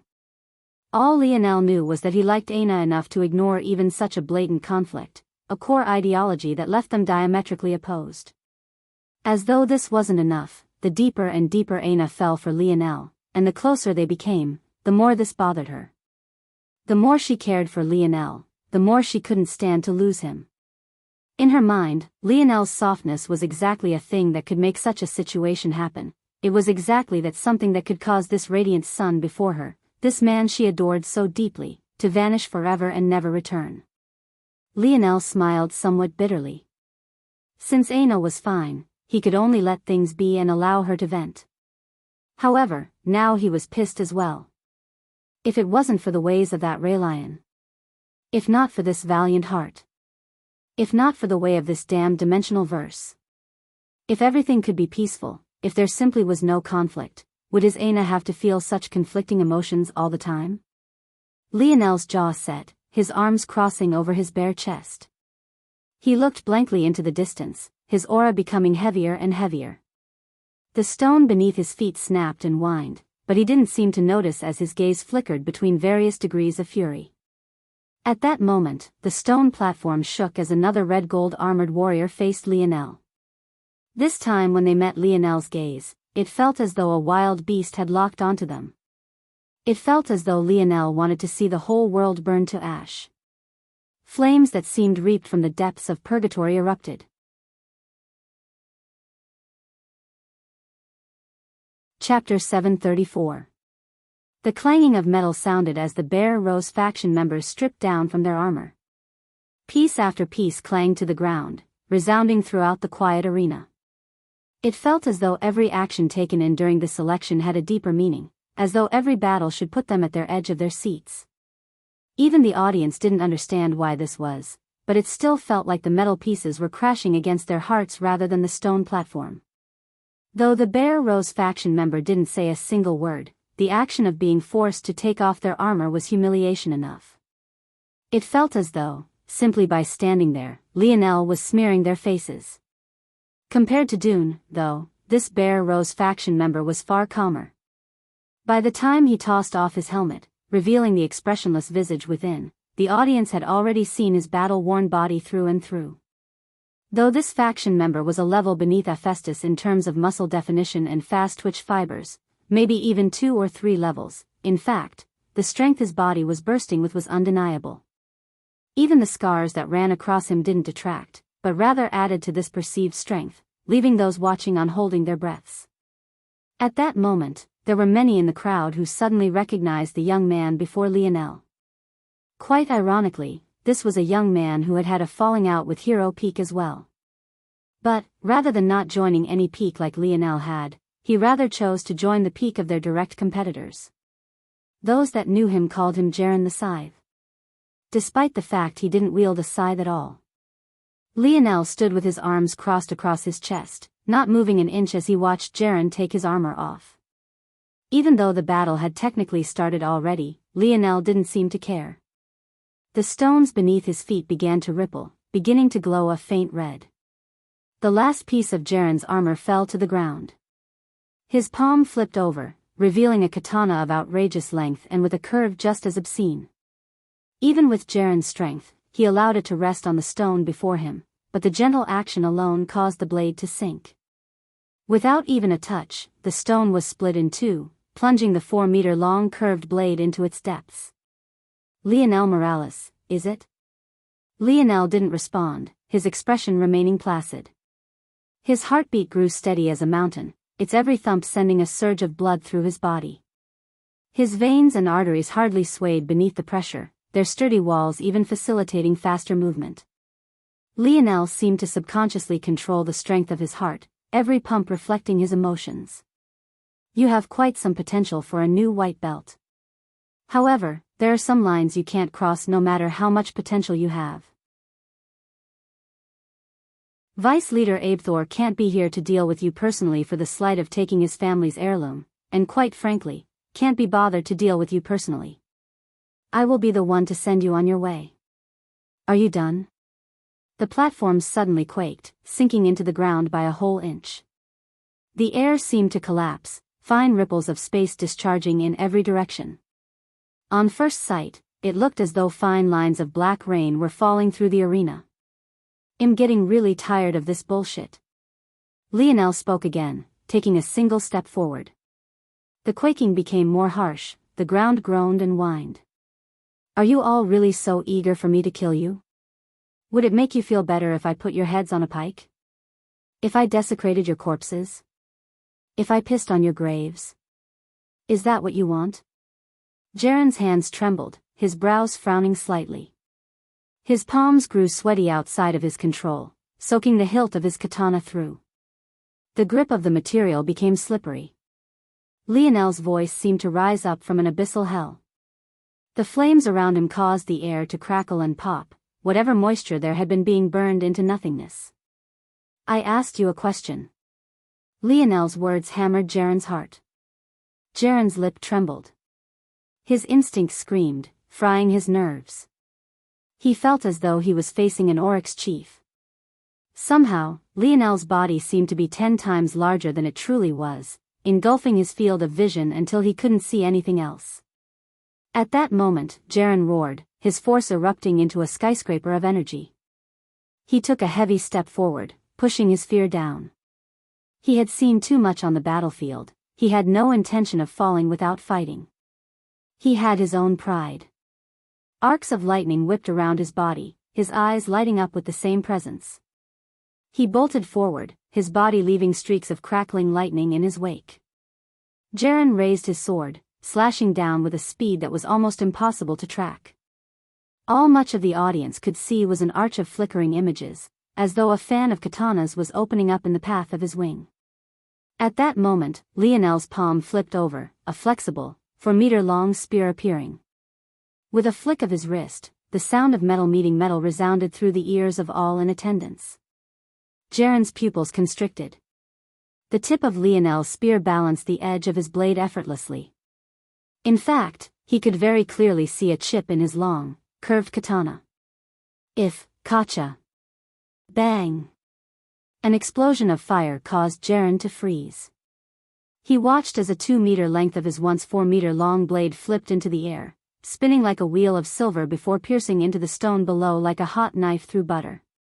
The eyes of the spear masters in the crowd widened, meteoric impact. Jaren looked at the half that remained of his katana, his mind completely blank. Chapter 735. It was no wonder the crowd was stunned. Meteoric impact was a Tier 7 technique. Just learning it in the first place was something only blue belts with months of training could accomplish. It was one of the most powerful and devastating techniques Valiant Heart had access to, period. But, to not only use it, but to use it with such a precise delay and such fine control left those who wielded spears feeling at a loss. They had all seen it clearly. The spear and katana came into contact first. They even had time to see Lionel balance the tip of his spear on the katana's blade edge. Only then did meteoric impact activate. But, wasn't this technique supposed to rely on momentum, speed, and explosiveness? How could you accomplish all those things if you took a pause? Lionel walked forward, the heat on his body leaving Jaren's body a blistering red. It was as though his presence alone just might burn the latter to ash, leaving him drifting in the wind no differently from Nigmir. Bang! A scorching foot was left imprinted onto Jaren's chest as he soared out of the arena. He twitched and writhed, his situation being even worse than Dune before. Lionel raised his spear, pointing toward the remaining 10 Bear Rose members. I don't need 10 minutes. Hurry up and get up here, or else I'll come down to you. Space continued to bend and quake. Fine black lines rained down, making the knees of all those in Lionel's presence bend. Maybe the only one who seemed completely unaffected was Aina herself. But, somewhat ironically, it was because of her such a thing was happening to begin with. Lionel hadn't planned on unleashing his wrath in this way. But, at this moment, if he didn't vent, he felt like he really might implode. Bang! Lionel couldn't wait any longer. He shot off the platform, tearing a path toward the 10 Bear Rose members. Their eyes widened, never expecting that Lionel would actually choose to do such a thing. Even the elders were at a loss to deal with what was happening right now. But, they were also well aware that this had been tacitly allowed. The moment Dune didn't receive a reprimand for forcefully throwing 2 white belts onto the stage, was the exact moment everyone realized that this so-called selection was nothing but a free-for-all. The so-called rules were nothing more than a thin veneer, enveloping what was nothing more than chaos. The members of Bear Rose weren't left with any choice. They all shot forward, feeling the pressure Lionel placed on their shoulders. It felt as though a beast had been unleashed from its chains. The instant Lionel's feet landed on the ground, he found himself pressed by 4 attacks. But, his spear pierced forward just as many times, a flow of golden light enveloping his body. His spear technique seemed slow, leaving afterimages in its wake. For a moment, it looked like Lionel had split into 4 people, each wielding the very same spear and sending out the very same attack. The air exploded, rings of fire raining downward and space warping. Lionel reflected their weapons with a speed and deftness that numbed the mind. Even pressed by so many high-level opponents, he seemed intent on pressing forward, rage lighting his eyes. If he could just crush them all, if there were just no obstacles left before him, no enemies to fight, no looming danger to worry about, would he still have to feel this way? Would she still have to feel this way? Lionel's spear spun in his hands, a wheel and vicious wall of fire manifesting.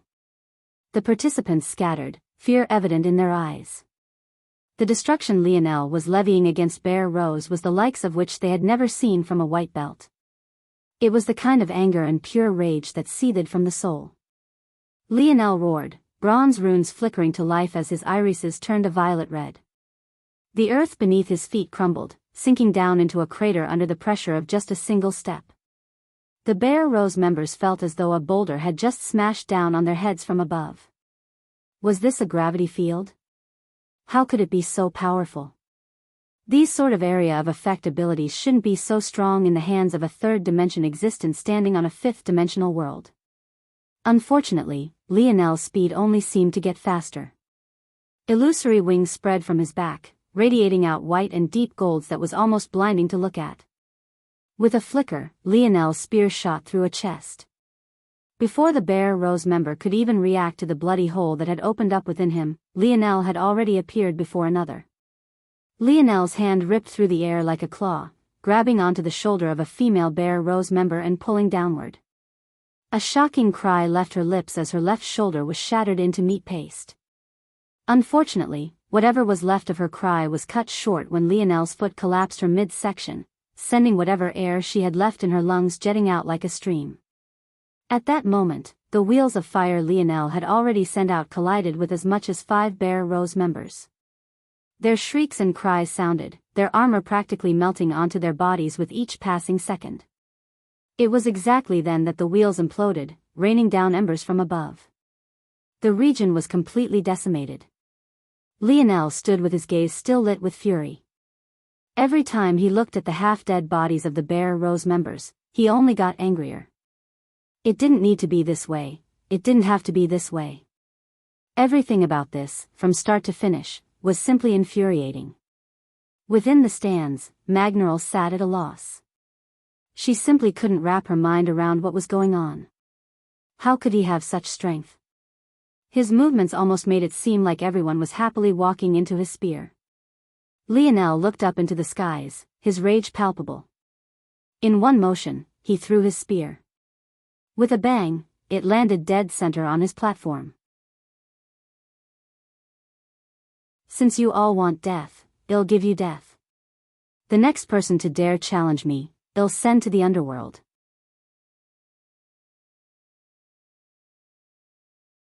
Chapter 736. Bang! Aina felt a small gasp of air jet out from her body as her back smashed against the wall of Lionel's room. The impact was so fierce that the wall cracked, leaving a small crater that just barely fit her petite body. However, before she could catch her breath, she felt herself being enveloped, Lionel's lips suffocating her. Aina felt her clothes being ripped away, her body swaying like a boat in a storm under the whims of Lionel. A heat seared her chest, her heart boiling. Someone else might have felt uncomfortable beneath Lionel's smoldering heat. But, to her, it felt as though she was drifting on cloud 9. Her body took in the assault with open arms. Everything from Lionel's roughness, to the strength of his hands, to the coldness in his eyes made her shiver. She felt an excitement the likes of which she never had before, an excitement that even somewhat faintly surpassed all the orgasms Lionel had helped her experience until now. When Lionel dragged her away from the selection, fury still lighting his eyes, she hadn't known exactly what to expect. But, when Lionel actually threw her against a wall, the small gasp that came from her mouth registered like a struggle for air in her mind, but the reality was that it came out almost like an excited squeal. It was the kind of sound that captured the hearts of men, latched on, and refused to let go, squeezing until they lost all rationality while hovering between a line of life and death. Such a small impact hardly even jarred Aina's inner organs, let alone caused her any harm. The training she put herself through made these walls they were cratering, the furniture they were smashing and the floors they were collapsing seem like nothing more than child's play. As though a pair of wild beasts, the couple seemed to unleash their frustration onto one another. Aina's nails clawed into Lionel's back, leaving bloody streaks even his metal body couldn't defend against. She sheared through his tier 4 defenses as though a hot knife through butter. Lionel's blood seeped into her nails, subconsciously being drawn into her body. But the result was far beyond Aina's expectations. The instant Lionel's blood clashed with her own, a deep moan left her lips, her pelvis grinding against the bulge in Lionel's boxers. Lionel's blood was like a drug pumping through her veins. It carried a scorching heat and a soothing mellow. It was a dichotomy of feelings that almost perfectly meshed with the feeling of Lionel's tongue in her mouth. In that instant, as though being burned by hot coals, Aina's curse screeched. Pain Aina had experienced for a lifetime suddenly retreated into the depths of her body, fleeing from Lionel's blood. However, Aina hardly seemed to notice. She continued to greedily absorb Lionel's blood, feeling as though the two of them were finally fusing into one. At that moment, Aina realized that she loved Lionel so much that it left a throbbing pain in her chest. Her body began to enter its real form. Her slender legs, wrapped around Lionel's waist, became longer. Her breasts, pushing against the fabric of her chest band, threatened to rip out a path for themselves even without Lionel's input. Her scars already retreated, leaving a visage so perfect behind that the energies of the world seemed to sing. Her hips became fuller, her bottom rounder, her hair longer. Lionel's mind was too calculative to not notice these changes, and he also immediately understood what was happening. His heart thrummed out of his chest, rebounding against his rib cage and sending vibrations to Aina's own. The heat in Lionel's lower belly continued to rise. His rushing blood made his cock so hard that it sprung out from the elastic bands of his boxers. Aina felt the scalding heat touch her inner thighs, her body trembling with excitement. Her amber eyes brightened into a luscious gold, an overwhelming mental dominance being exuded from her body. She pushed forward, her slender legs touching the ground as she pushed Lionel into the opposing wall. Her strength was so great that it completely collapsed. However, she didn't seem to notice as her cherry lips enveloped Lionel's, her graceful legs stepping out from her pants with an elegance that was impossible to match. The skin-tight, black panties beneath completely outlined her silhouette.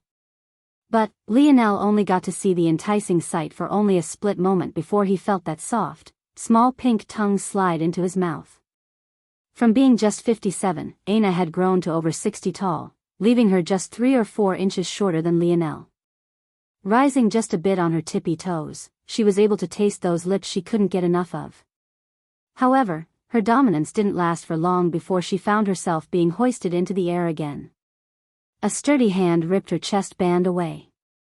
The healthy bounce of two fleshly mounds was cut short as they pressed flush against Lionel's chest. The couple left devastation in their wake, a trail of destruction following after them as they somehow traveled from room to room of the segmented cube. I can't take it anymore. Lionel's hoarse growl made Aina shiver. At the moment, she was perpetually releasing a sort of mental coercion that even Lionel wasn't immune to. The instant Aina's curse was suppressed, it felt as though her soul force had become no weaker than even Lionel's own. But, rather than being tailored for computation, Aina's soul force seemed to be able to cast the mind into a state of absolute obedience, as though the whole world should call her queen. Aina's hips shifted, one hand wrapped around Lionel's neck, she used the other to slide her skin-tight panties off.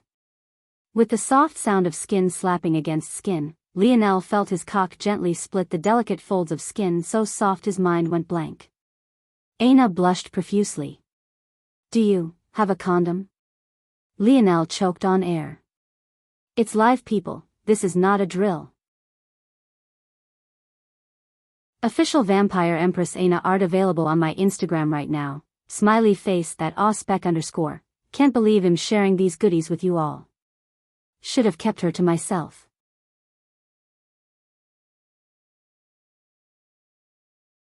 Chapter 737.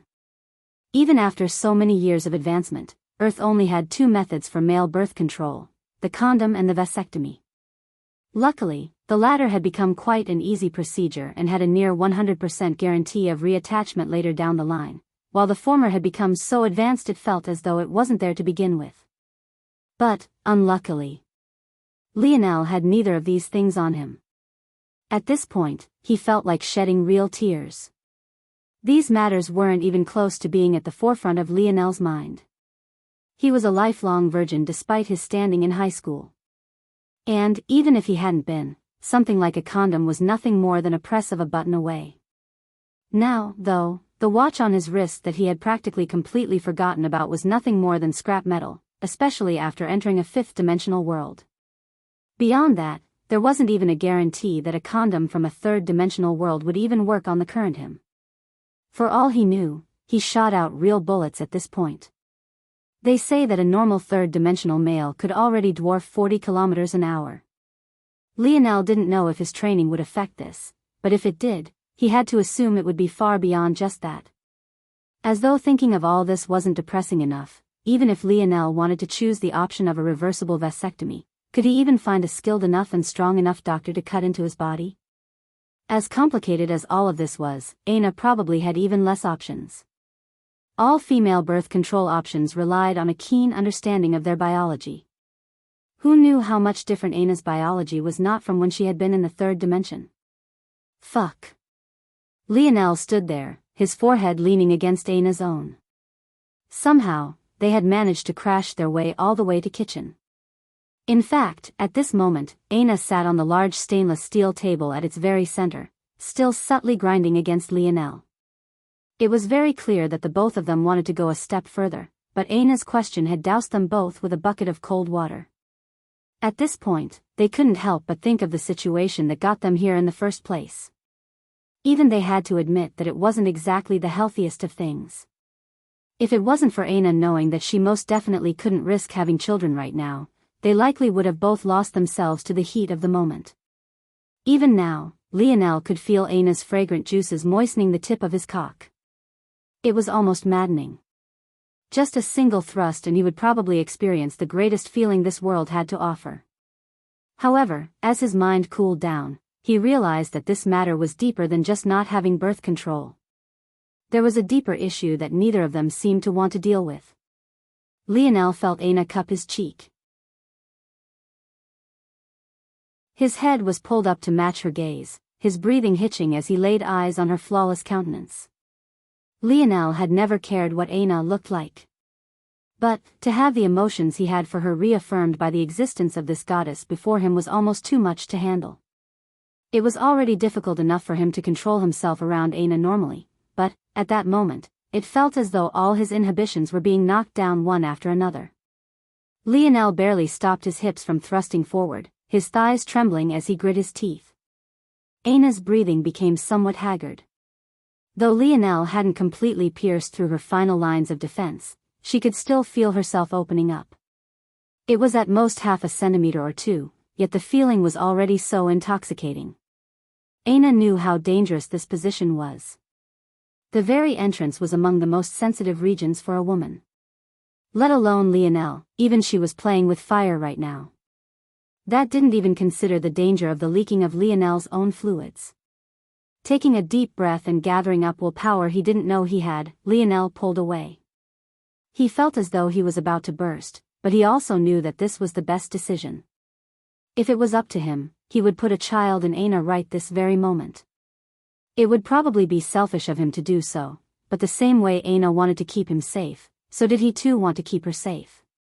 As powerless as he was, making her belly round and her feet swollen seemed to be the only method he could think of. Lionel was so absent-minded that he didn't notice when Aina had pushed herself off the steel table and begun to pull at his hand. He followed behind her, barely keeping track of the swaying pendulum of her waist. He almost felt that it was unfortunate her long hair obstructed so much of the view. For the first time, Lionel had a negative emotion toward the long hair he loved so much. Before Lionel could react, he found himself in Aina's room, seemingly the only one their rampage had missed. Truthfully, the two usually slept together nowadays, so this room remained relatively unused and had been that way for months already.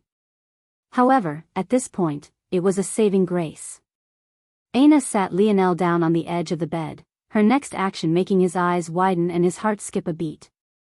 Aina sat on her knees between his legs, looking up at him with a somewhat nervous and bashful expression. At that moment, Lionel's cock throbbed. He hadn't thought it was possible to feel more turned on at this point, but the image of a beauty with the face of a goddess kneeling before him like this made his blood seethe. Aina's slender fingers grabbed forward, her two hands wrapping around his member with a gentleness that only made it pulse more. Then, with slow movements Lionel caught every frame of her slightly parted cherry lips kissed the very tip. Lionel felt the greatest humiliation he had in his life right at that very moment. He didn't survive to even experience the softness of her small pink tongue. Shit. Aina was confused by the word until she suddenly wasn't. With reflexes that surpassed human understanding, she dodged out of the way. Unfortunately, the ceiling could not.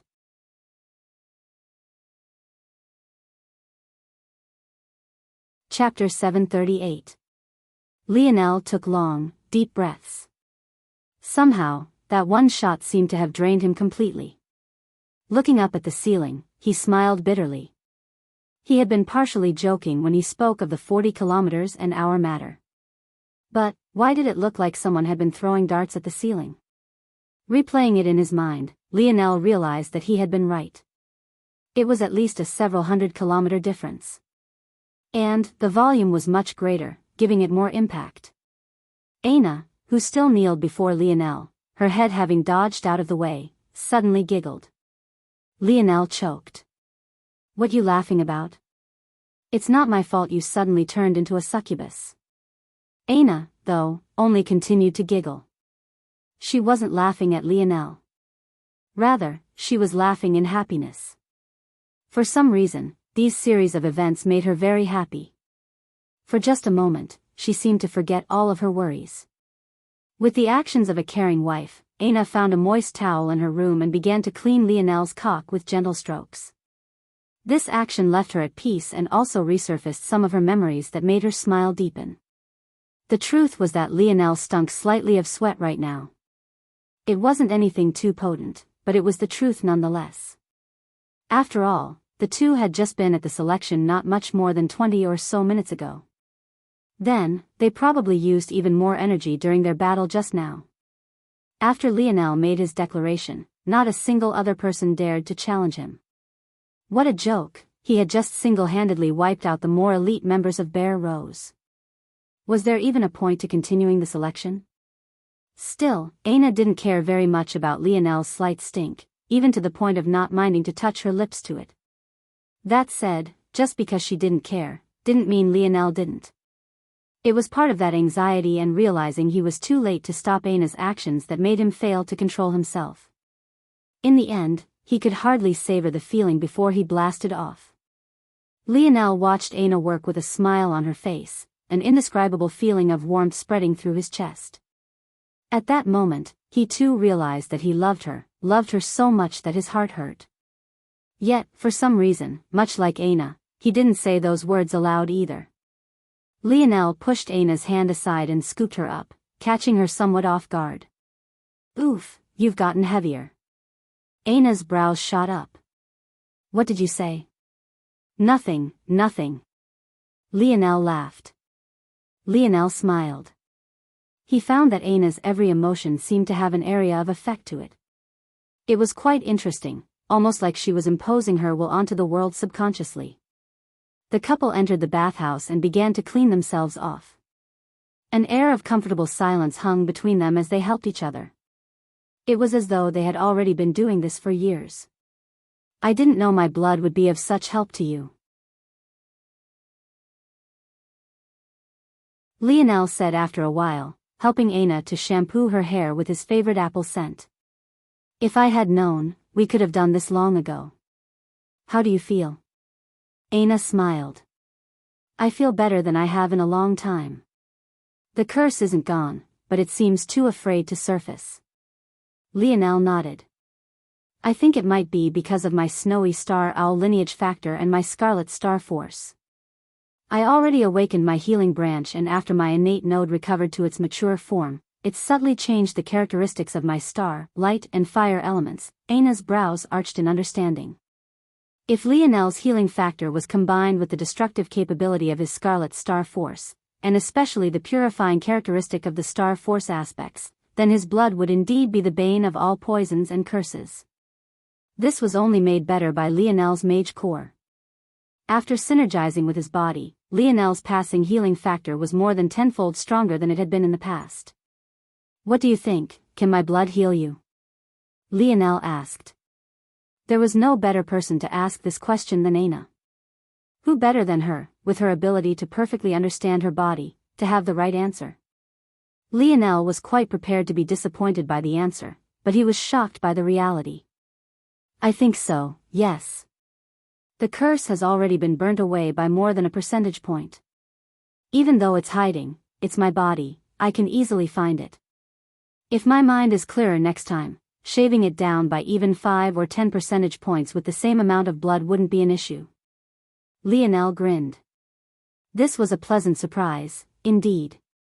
He had thought that he would need to do far more to find a cure for Aina, when the reality was that he was the cure. You know, Lionel blinked. Aina turned back to meet his gaze, her supple breasts in full view. They looked like perfect droplets of ambrosia, shaped by the hands of a master sculptor.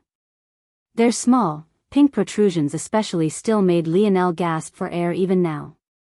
It was a lethal combination that ruined what was an otherwise wholesome moment.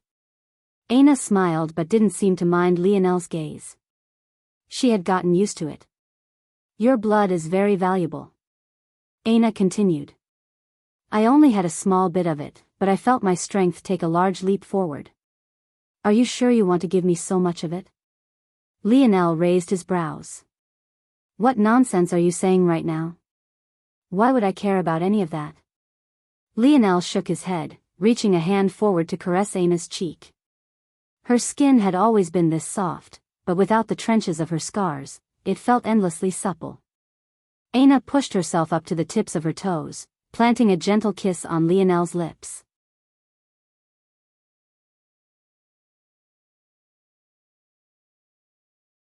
Chapter 739. Lionel's hands outlined Aina's silhouette. Her figure was so much fuller that he felt as though he could lose his fingers in the softness of her flesh. By the time he grabbed handfuls of her ass, he felt his breathing had already grown heavy. Even experiencing her touch now, he had a hard time fathoming how something could feel so good. So springy, so elastic. It had just a touch of firm muscle, only to be surrounded by a supple flesh that was beyond words. Ow! Aina pulled back, biting Lionel's lip in acute retaliation. If you pull any harder, you'll rip them off. Lionel laughed when he heard these words. Aina's voice had a subtle change to it after her transformation. The best way Lionel could describe it was like two silk sheets gliding against each other. Her cadence seemed to tickle at his ears, enticing him with every step. He really could barely hold back. But, this time he managed to control himself. One day, when the time was right, he would taste her ripeness. And hopefully by then, the issues the two of them had yet to address would also be concluded. Neither of them seemed eager to speak on these things, but for the first time, Lionel didn't feel like he was running from it.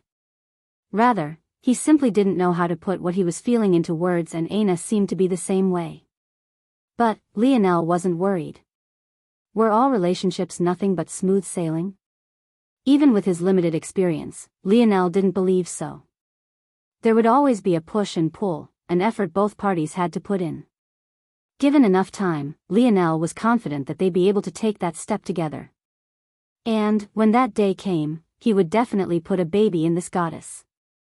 After all, he had to make sure everyone knew that she was his.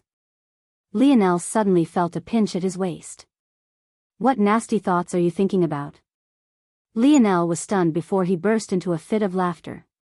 It seemed that Aina's senses had become almost too good after her curse retreated. It was like she could practically read his mind now. Nothing much, just thinking of marking some territory. Lionel said with a devious smile. Territory? Territory now? Aina blinked quite adorably, however her gaze seemed to hide a dangerous light. Of course, I have to mark you off properly. We wouldn't want someone else trying to claim you, right? How embarrassing would that be? I see. I think it's better if we mark you off first. Not as territory, though. I think you'd be a good little puppy, it'll get you a nice leash. Wouldn't want you going around to mark other territories that weren't yours, right? How embarrassing would that be? Aina's eyes blinked with a beautiful twinkling light, her smile was gorgeous to an extreme. The mental pressure of her gaze was so strong that Lionel almost asked her where the leash was so he could go and get it. The time for the opening of the Valiant Heart Zone came quickly. Usually, there would be a few weeks to even month buffer period to allow those who would enter time to prep and prime themselves. But, this time, it felt as though everything was being sped along at an accelerated pace. The chosen time for the zone's opening was the day following the selection. Since of the participants that were chosen, only a single one of them suffered injuries, it was decided that time for rest wasn't needed. What was surprising though, was this singular injured student was none other than Radley's, who had managed to claim the fourth and final spot for himself. After Lionel had taken out the Bear Rose members, the landscape had shifted. However, it definitely shouldn't have shifted enough for Radley's to claim a spot. After all, there were still the remaining King of Ors members, there were the Severed Heart faction members that hadn't made a move, and on top of that, there were still the other members of the Hero faction. It could be said, then, that though Lionel's action had undoubtedly helped Radley's, if he hadn't had such strength of his own, he would have never come so far. Such a thing would have left Lionel feeling intrigued. If he had known about it, that is. Neither Lionel nor Aina had taken a step into the outside world for about a day now and were simply enjoying each other's company. The matters of what was happening here wouldn't be known to them until they actually appeared. At this moment, though, many were already gathering around the Valiant Pillars. The ceremony for entry into the Valiant Heart Zone wasn't one they got to see often, so many didn't want to miss it. Beyond this, though, there were some small benefits to be gained by being near the entrance.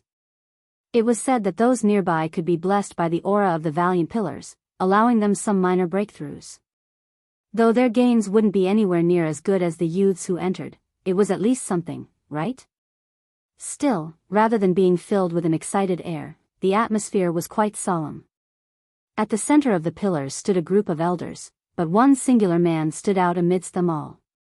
This man was none other than the current head of the organization, Hutchin. Even given his age, his body rippled with vitality, his bronzed muscles shimmering beneath the rising sun. Since this man was still silent, no one dared to breathe a word. Can't you at least let me be a lion or tiger pet or something? Why a puppy of all things? This is spousal abuse. Who's your wife? The two voices weren't very loud, but the second one especially seemed to grip at all their hearts. Never had they heard a voice so soothing and enticing. Rather than reprimanding, many couldn't help but crane their necks to see where it had come from. But what they saw left them all at a loss. In that moment, Lionel might as well have been invisible despite the fact he held her hand. The two descended down the mountain pass, but the world seemed to revolve around just one of them despite the fact she wore a mask and her figure was hidden behind a black military uniform.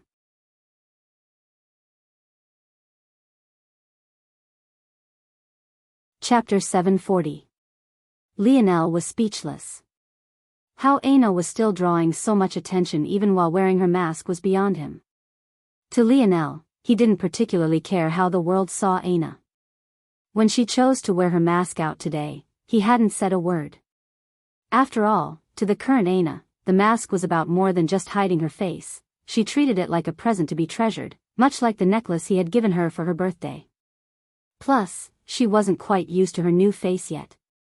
Rather than having to waste her time talking and explaining things to people she didn't care about, she would rather just hide herself completely and leave her looks for the only one who mattered.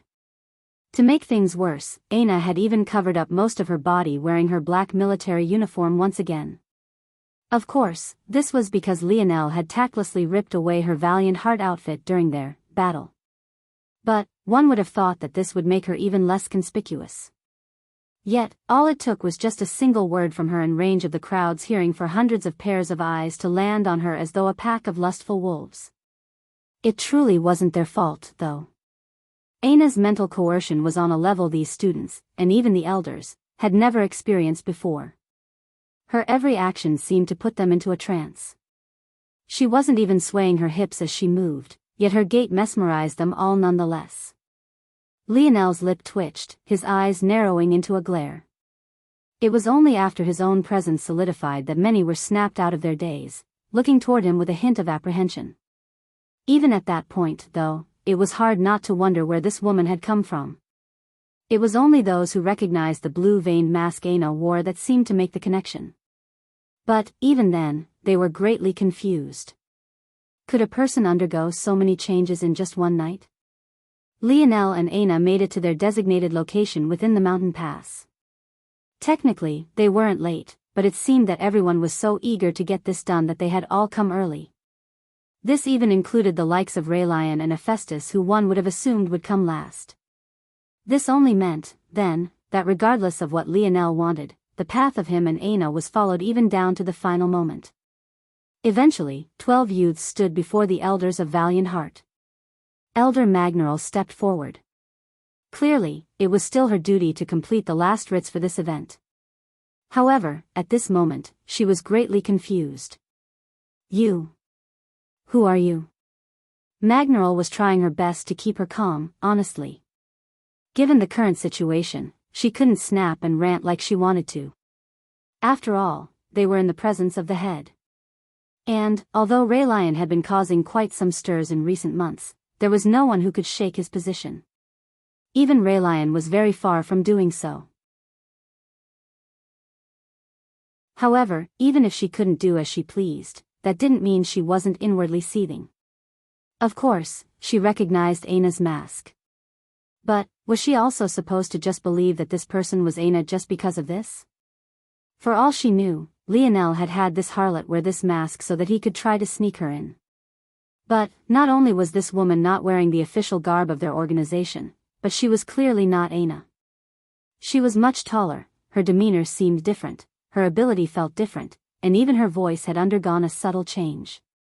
To Magneral, Aina's current voice sounded like someone who was trying their best to sound like her, and was just missing the mark by a small tidbit. That small tidbit of difference was the reason why all these men and even the women couldn't take their eyes off of her. The elders looked at this situation with a frown. The selection had happened for a reason. They couldn't just allow anyone into their most valuable treasure. Of course, at this moment, things were a bit different. Whereas usually the topmost echelon of elders would be missing, they were here now. As such, those that knew of Lionel's true identity were likewise here. Looking toward one another, they saw a tinge of helplessness in their eyes. If Lionel wanted to bypass their rules and bring just a single person in, they should just allow it, right? Head Hutchin turned his gaze toward Lionel. For the current youth before him, this gaze was still heavy. In fact, Lionel seemed to notice it immediately and looked up. For the first time, Lionel and this mysterious head of Valiant Heart met face to face. But, Lionel felt that this man was difficult to read. "I am Aina Brazinger." Aina replied softly. Toward this response, Magnaral's brow only furrowed deeper. Was this harlot really still trying to fool her? Magnaral looked toward Lionel, a fury hardly hidden in the depths of her eyes. Her precious disciple had fallen for this bastard and he had actually betrayed her like this. How could she not be furious? If it was up to her, she would cut Lionel down where he stood. Lionel felt this murderous gaze too. But, toward this he could only bitterly smile. This really was Aina. How else was he supposed to prove this? It was at that moment that Aina pulled her mask off. For an instant, the air seemed to come to a grinding halt. Ah, damn it. Lionel clicked his tongue. Aina rolled her eyes and ignored him as her body began to change. A looming curse energy formed into a fog around her face, obscuring the enchanting view. Her body shrunk, her military uniform downsizing along with it. "Do you recognize me now, teacher?" Aina spoke in her former voice. At that point, Magnaral was stunned into silence.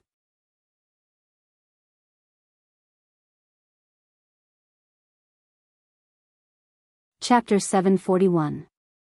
It's live, people, this is not a drill. Official Vampire Empress Aina art available on my Instagram right now. Smiley face that _. Can't believe I'm sharing these goodies with you all, should have kept her to myself. After finding a path to cure her curse, Aina chose not to get rid of it completely. She had complete dominance over it with her ability and could continue to use it as she had in the past to help with her training. Doing something like exploiting its effects for a moment to prove her identity was as easy as breathing, even though it put her in an uncomfortable position for a few moments. Not long later, though, she returned to her true form, the form that left her feeling the most comfortable. Like this, she felt as though she could destroy a mountain range with a step and hold the world in the palm of her hands.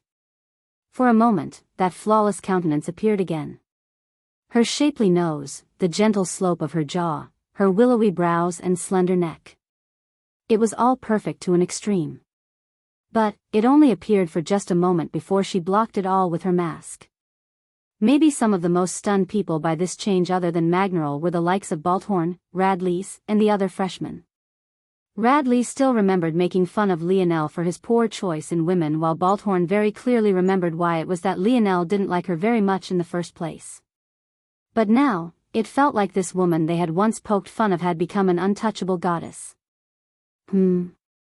Hephaestus, who stood in the line of 12 youths, raised an eyebrow. He had never thought that the girl he had picked up actually had a true appearance like this. If it hadn't been for Aina's less than optimal looks, the method they used to try to put Lionel in his place would have been very different. At this point, let alone Hephaestus, even Raylion's heart, which was usually as calm as the unmoving surface of a lake, woke up for just a moment. Hephaestus grinned a toothy grin. If they thought that it was all sunshine and roses after entering the zone, they would be sorely mistaken. Lionel, sensing Hephaestus' gaze, looked over. Lionel's eyes were placid, his demeanor completely unmoved by the toothy grin he saw. Instead, his gaze shifted down to the twin daggers by Hephaestus' waist, his lip curling with disdain. Hephaestus froze. The words Lionel spoke all those months ago about how pathetic his weapons were suddenly rang in his ears like a furiously ringing bell. Outside of his control, his face suddenly burned hot as though Lionel's gaze alone carried a fiery heat. Hephaestus remembered exactly the kind of contempt he had treated Lionel's statement with back then, only to find out that Lionel had meant every word of it. Lionel shook his head, a look of pity lighting his eyes as he looked away. But this only infuriated Hephaestus even more. "Boy, I'll make sure you pay." Lionel ignored Hephaestus' heated gaze. As far as he was concerned, let alone dealing with him, his lovely girlfriend probably didn't need any help at all to all but solo them. Lionel didn't know where Aina's limit lied at this moment, but he knew that it was most definitely not shallow.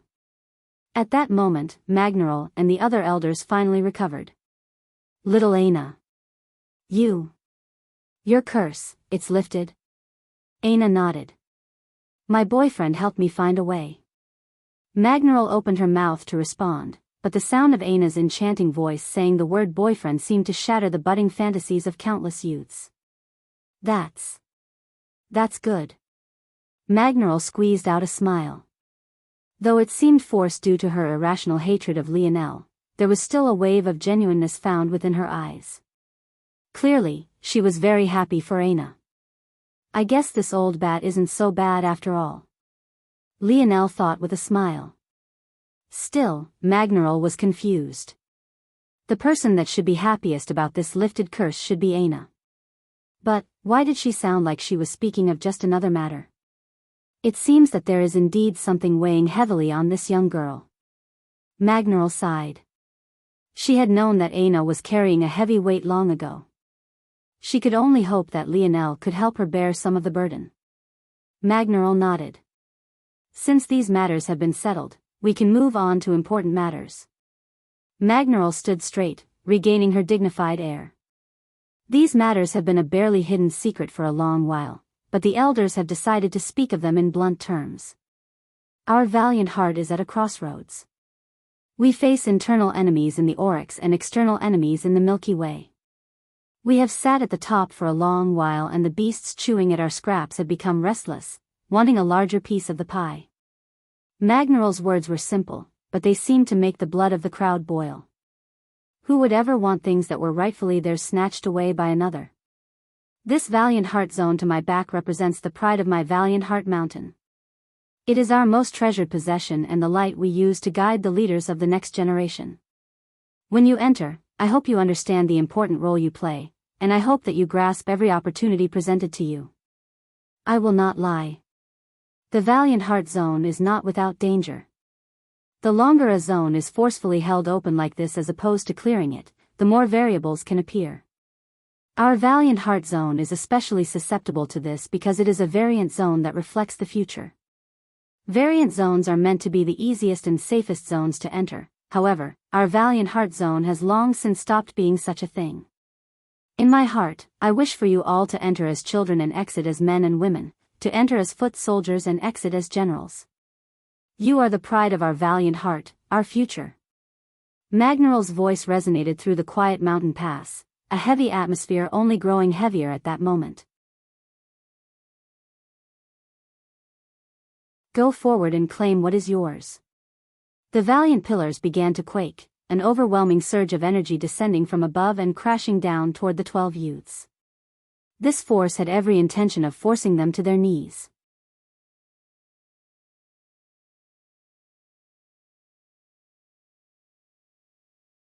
Chapter 742. In the face of such overwhelming pressure, Lionel and Aina were unmoved. If before it had been difficult for Aina to climb this mountain pass, at this current instant, she felt like she was walking through a field of fragrant breeze. Hand in hand, the couple glided forward, a number of the other 12 following along with them. Counting the number of individuals who took this pressure in stride, there was Hephaestus, Raylion, Sale, and 2 others that Lionel did not recognize. But, from what it seemed like, one of them was from Bear Rose and the other was from Severed Heart. Among those struggling, there was the remaining member of the former Valiant Hall, a member of Bear Rose and Severed Heart, along with Radlease.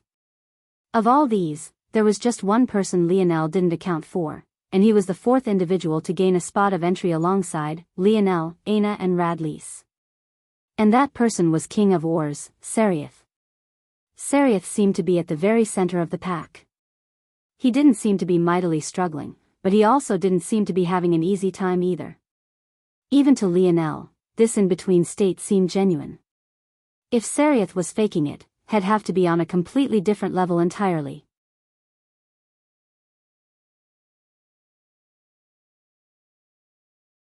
Chapter 743. Feel bad saying even have a real upload schedule and quota now. Sorry guys, sad face.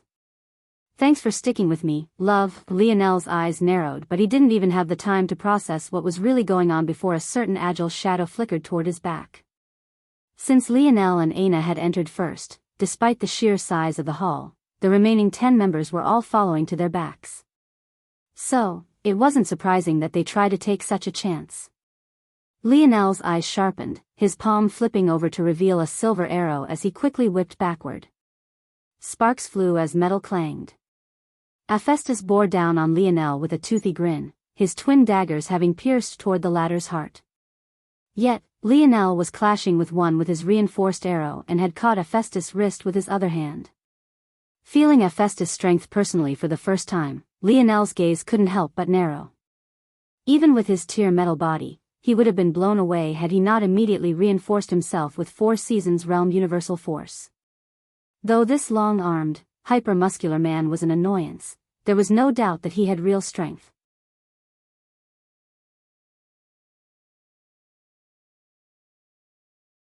Chapter 744. Chapter 744 targets. Lionel's mind calculated many things in a split instant. To be able to create a hold in this sort of marble was a feat in and of itself.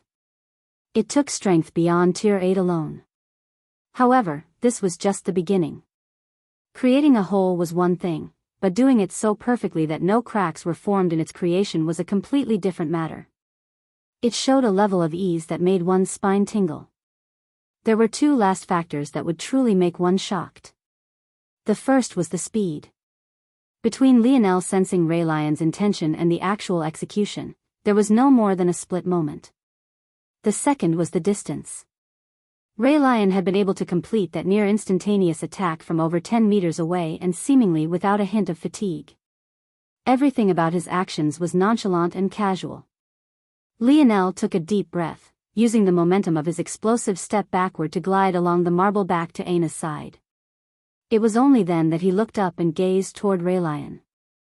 Without a word, he flipped his palm over. Many eyes narrowed when they saw the appearance of the small disc, thinking that Lionel was going to do something with it. After all, which of them here dared to underestimate such a high-level force crafter? Who knew what sort of gadgets he had? However, they only got more nervous when they saw Lionel's lips move but no sound travel to them. What's his ability? Ping, subject, Raylion, telekinesis, evolution stage, tier 7 bronze. When Lionel heard this, his brows furrowed. What is his ability index? Ping, replying to seed, 2-star amplification stage. Lionel took in a breath. Now he understood. He had already gone through the ability index once and memorized it all. The telekinesis ability index was separated, from lowest to highest, control, strength, amplification and finally, sublimation. For Raylion to be at the 2-star amplification stage, it meant that he was 1 sub-level away from the very peak of the amplification stage. It could be said that in terms of progression in his ability, he wasn't too far away from Lionel.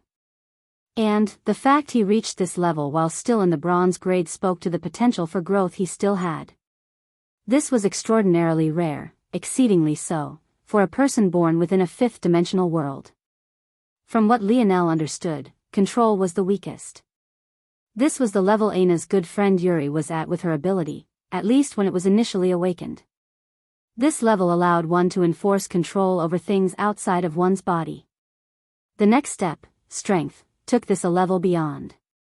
Strength represented the ability to enforce more power with your telekinesis than your body could alone. As one might expect, the power of this level varied greatly from person to person. But, usually, this strength was not small. Even a petite young girl who could hardly move a 20-kilogram weight on her own might be able to shatter boulders 10 times her size after reaching this level. Then there was the 3rd level. This was Raylion's level. At this stage, the amplification stage, one would gain a subtle and fine control over their telekinesis that allowed them to apply it directly to their body without risking harm. It was this subtle and precise control that allowed Raylion to imprint such a hole into the ground without causing even a crack to spread. It was also this control that allowed him to give form to his mental strength, making Lionel feel as though a steel pillar was falling upon him from above. Lionel's lips curled into a smile. This ability was indeed worth all the hopes the elders had pinned onto him. Lionel was even a bit jealous.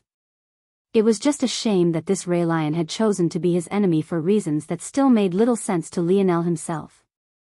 This Ray Lion seemed to think that Lionel cared about what little authority controlling this organization would give him, when the reality was, Lionel didn't care about Valiant Heart at all. At that moment, Hephaestus slowly pulled himself up from the ground, his pupils having mutated into slits. It was clear that now he was truly serious, his gaze practically boring holes into Lionel. However, Lionel wasn't looking at him at all. Rather, from start to finish, Lionel's eyes were trained onto Ray Lion, who also had his eyes locked onto him. Putting his dictionary away, Lionel looked away from Ray Lion and back toward the bronze soldiers that were blocking their path forward. Then he looked toward the group of 10 before him and Aina again. Did they really have to kill 2? But what if in the end there was only him and Aina left? Would this damnable place ask him to kill her? How far did it want to go, exactly? The best decision for Lionel would be to kill these opponents and place them within his snow globe. If he was lucky, then the zone wouldn't register them being alive and allow them to pass. However, how would he convince these people to do such a thing? The simple answer was that he couldn't. One way or another, he'd have to defeat them first.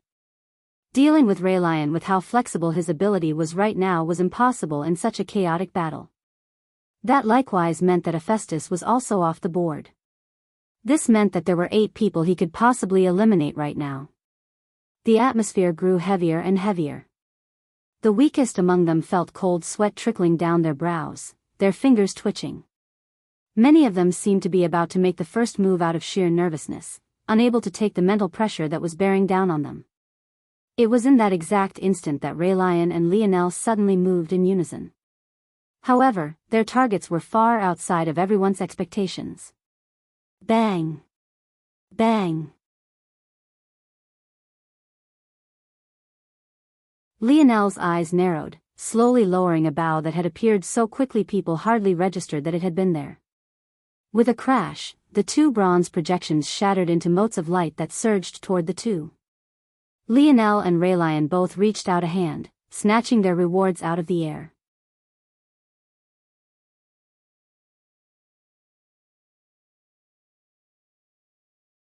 Chapter 745. Chapter 745, Resemblance. It's live, people, this is not a drill. Official Vampire Empress Aina art available on my Instagram right now. Smiley face that _.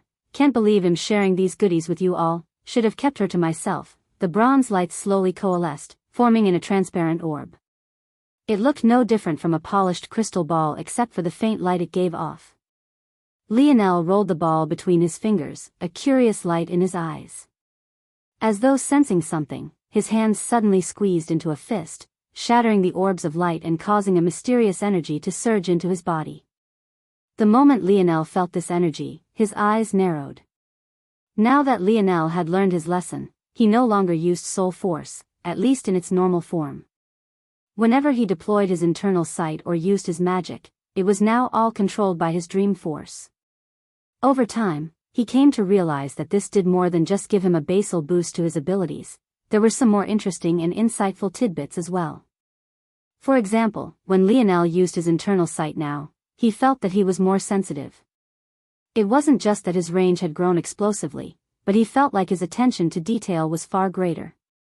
If he used his internal sight to smell, Lionel felt that he was even better than most beasts at this point, and that was just one instance. So, when Lionel observed the changes to his body now, his attention to detail was far greater. He could see his blood moving through his veins and arteries, he could see nerve signals firing within his nervous system, he could even see the perforations in his bone leading to his marrow.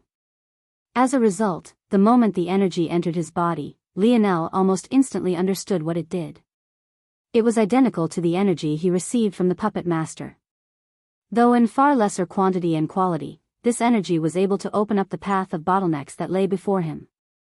Albeit to a very small extent, he felt the bottleneck to his Tier 5 metal body loosen just a small nudge, a nudge he might not have even noticed before. Lionel nodded to himself. So it's like this. There were many eyes trained onto Lionel. But this made sense. If they had to choose a person to display any sort of greed over, it would definitely be him. After all, the legend of Raylion had been firmly implanted into their minds for years already. But Lionel didn't pay them any mind as he turned to Aina. It's good stuff, though it won't be very helpful for now. It's like the puppet master energy. Aina nodded, understanding without Lionel needing to explain further. Force that loosened one's future path as opposed to directly upgrading one's strength was the most sought after. Though Lionel hadn't bothered to ask the dictionary about it, this sort of force was extraordinarily rare and could only usually be found after killing variant invalids. This fact alone should prove the level of rarity assigned to this force. A force named Life's Breath. It was the rawest and truest form of life elemental force. And the fact that it was appearing in the variant zone of a fifth-dimensional bronze organization just went to show that this place had evolved far beyond what even Valiant Heart knew it to be. Ignoring everyone else, Aina and Lionel walked forward together. Realizing that this hall would likely be an endless road of battle, Aina brought out her battle axe, her light steps making it seem that this Brazinger family heirloom had the weight of a feather when in reality it was likely far heavier than even Lionel's heavy domain spear. Before the group could react to the movement of the couple, they had already taken down the next two guardians and had already moved on. It feels good, Aina said softly after crushing the orb and allowing the force to enter her. You can't just casually say that kind of stuff now, Lionel said seriously. Someone might take it the wrong way. Aina turned and gave Lionel a glare, but all she found was a man trying his best to stop his lips from twitching. Aina's current voice was really too seductive. Anything she said could easily be taken out of context. Yet, simultaneously, she had a presence no one dared to blaspheme. It was an eerie combination that could drive a man wild. Luckily for Lionel, he didn't mind looting his own girlfriend, even if she did have the presence of an empress. The one thing Lionel would never feel is inferior. He had always pursued Aina with his head held high. If she was an empress, he would be an emperor.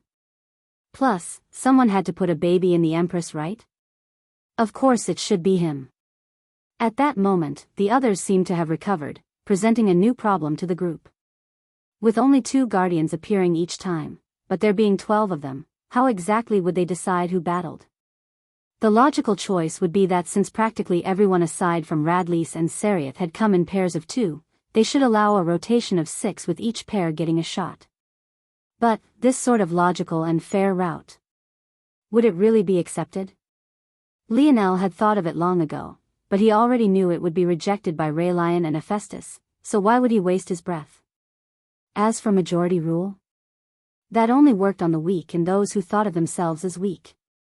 And, obviously, Raylion and Hephaestus wouldn't think of themselves in this way.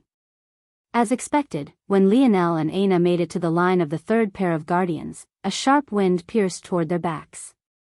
The couple simultaneously each took a step to the side, separating from each other by a measure as an arrow soared between their shoulders and splintered the forehead of a guardian in 2.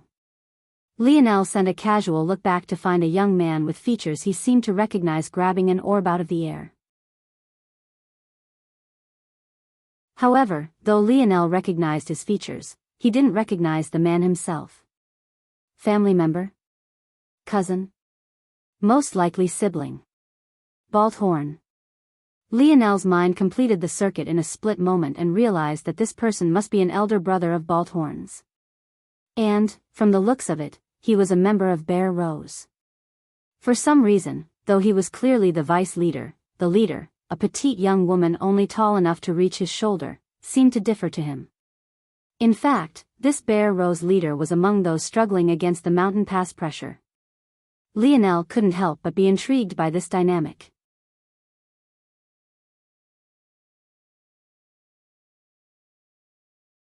Chapter 746. Chapter 746, Glass Dome. The arrow that had soared by Lionel and Aina suddenly rose back up and shot back, landing in Balthorn's elder brother's palm as though it had always been there. Telekinesis? No. This is a bit different from that. The control was specifically on the arrow tip. There's no reason for that unless what he can control is limited to metal and metal alone. Thinking back to Balthorn and her control over those massive and heavy steel balls, Lionel came to a realization. It was either that these siblings just so happened to awaken similar abilities, or this was related to the lineage factor of their family. It had to be remembered that the awakening of abilities was completely random. It was a gift given by the universe and technically gave those with weak backgrounds a chance to rise up. As such, there was no shortage of individuals from powerful families who awoke abilities that were completely useless. In fact, Lionel had fought his fair share of battles where the losing party didn't use their ability even when a loss was imminent. It's clear that in that situation, it wouldn't be a matter of hiding one's trump card, but rather a case where this trump card was useless. The most common abilities were low-level boosts to one's physical attributes like strength or speed or eyesight or maybe hearing. Not all abilities had all the fancy bells and whistles Sail's ability did, and most weren't as useful as Lionel's despite not having a tangible form. From Lionel's deduction, Balthorn was likely born with a useless ability, which was why she didn't use it even when her life was on the line against the Titan hyena. As for her brother, well, his control over their lineage factor was clearly much greater and had a much greater range. But only time would tell if his ability was useless. Or, rather it would if Lionel hadn't already used the dictionary to check everyone's ability and knew for a fact that his ability was indeed useless. But his sharpened eyesight most definitely helped with his archery. At that moment, the second guardian fell. But this one was taken by Ray Lion, who had still not shattered his first orb. The tension in the group seemed to reach another level. No one seemed eager to allow Lionel and Aina to continue leading the group, but no one wanted to stand too close to each other either. Unfortunately, in such a tense atmosphere, one couldn't possibly expect peace to last for long, and that it didn't. It didn't even take much time at all. When the group reached the fourth pair of guardians, hell erupted. The moment they appeared, the leader of Severed Heart, a man with an expression that seemed carved out of the purest ice cold, took action swiftly, a spear of lightning appearing before him and tearing a path toward the guardian. However, at that same instant, Sail seemed to want to make a move as well. Her wrist manifested several swirling petals. But, instead of becoming her melee weapons like last time, she seemed to have evolved them to become capable projectiles. The path of the lightning spear and seemingly dainty petals crashed, resulting in an explosion that ended up not injuring even a hair on the guardians. At that same instant, Balthorn's elder brother moved again, but his action was impeded by Hephaestus, who also seemed to want in. But Hephaestus didn't have any long-ranged attacks, so he directly deflected the Bear Rose Vice leader's arrows before grabbing it out of the air. Clearly not willing to let such a thing slide, Balthorn's brother let loose a rain of arrows, not giving Hephaestus a chance in the slightest. In an instant, though only 4 were fighting, it essentially placed 8 in a deadlock. Though the petite girl by Balthorn's brother hadn't moved yet, one would think that she wasn't as simple as she looked, especially since Raylion had yet to take action. At the same time, Severed Heart's vice leader was glaring daggers at Sail's companion, seemingly only waiting for an opportunity to tear him to shreds. Lionel watched all of this with a helpless expression while Serioth and Radlease didn't seem amped to take action. Seeing Lionel's gaze from across the sparking lights of the battlefield, Radlease put 2 thumbs up, raising them to the sides of his pale face as he looked from Aina to Lionel and back again. Even though Aina was masked, he still couldn't help but click his tongue. This woman was truly too pristine. Lionel was left speechless by this Radlease once again. If it was anyone else ogling Aina like this, had probably sent a few arrows their way. But this Radlease always seemed to be covered in a thin layer of fog. Lionel couldn't tell if he was serious or not. Up to this point, none of Radlease's actions seemed to add up. Lionel shook his head and chose to calmly observe the battle. Considering how long this corridor was, he was under no illusions that this would end any time soon. They might spend weeks, even months in this place. If they had to fight it out like this every time, it would take even longer. So, Lionel was under no illusions that he had to save everyone. These people were aware of the dangers and they were still fighting. He wasn't their babysitter. If some got eliminated early here, it would be better for the atmosphere of the group. The best he could do for them was if one was close to dying, he would just throw them into a snow globe to give them a chance. That was the best his kindness could give them right now. Lionel's eyes began to wander. Even though his senses remained trained on the battlefield in case anything untoward could happen, he found that this hall was far more fascinating than he gave it credit for. Lionel's pupils suddenly constricted. The glass dome above them had originally been flooded with sunlight. But, the moment the hall went dark, only illuminating a small light around the bronze statues, the sunlight had also disappeared. But now, with the sun gone, Lionel was suddenly able to see subtle patterns that the bright lights had obscured before. Those patterns. Lionel flipped over a palm, bringing out a familiar ring. But, what he hadn't expected was that the moment he did, he vanished, leaving just 11 youths behind.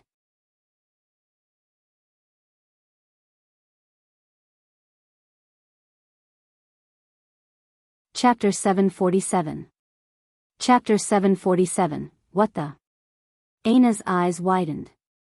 Her hand subconsciously reached out to grab at Lionel.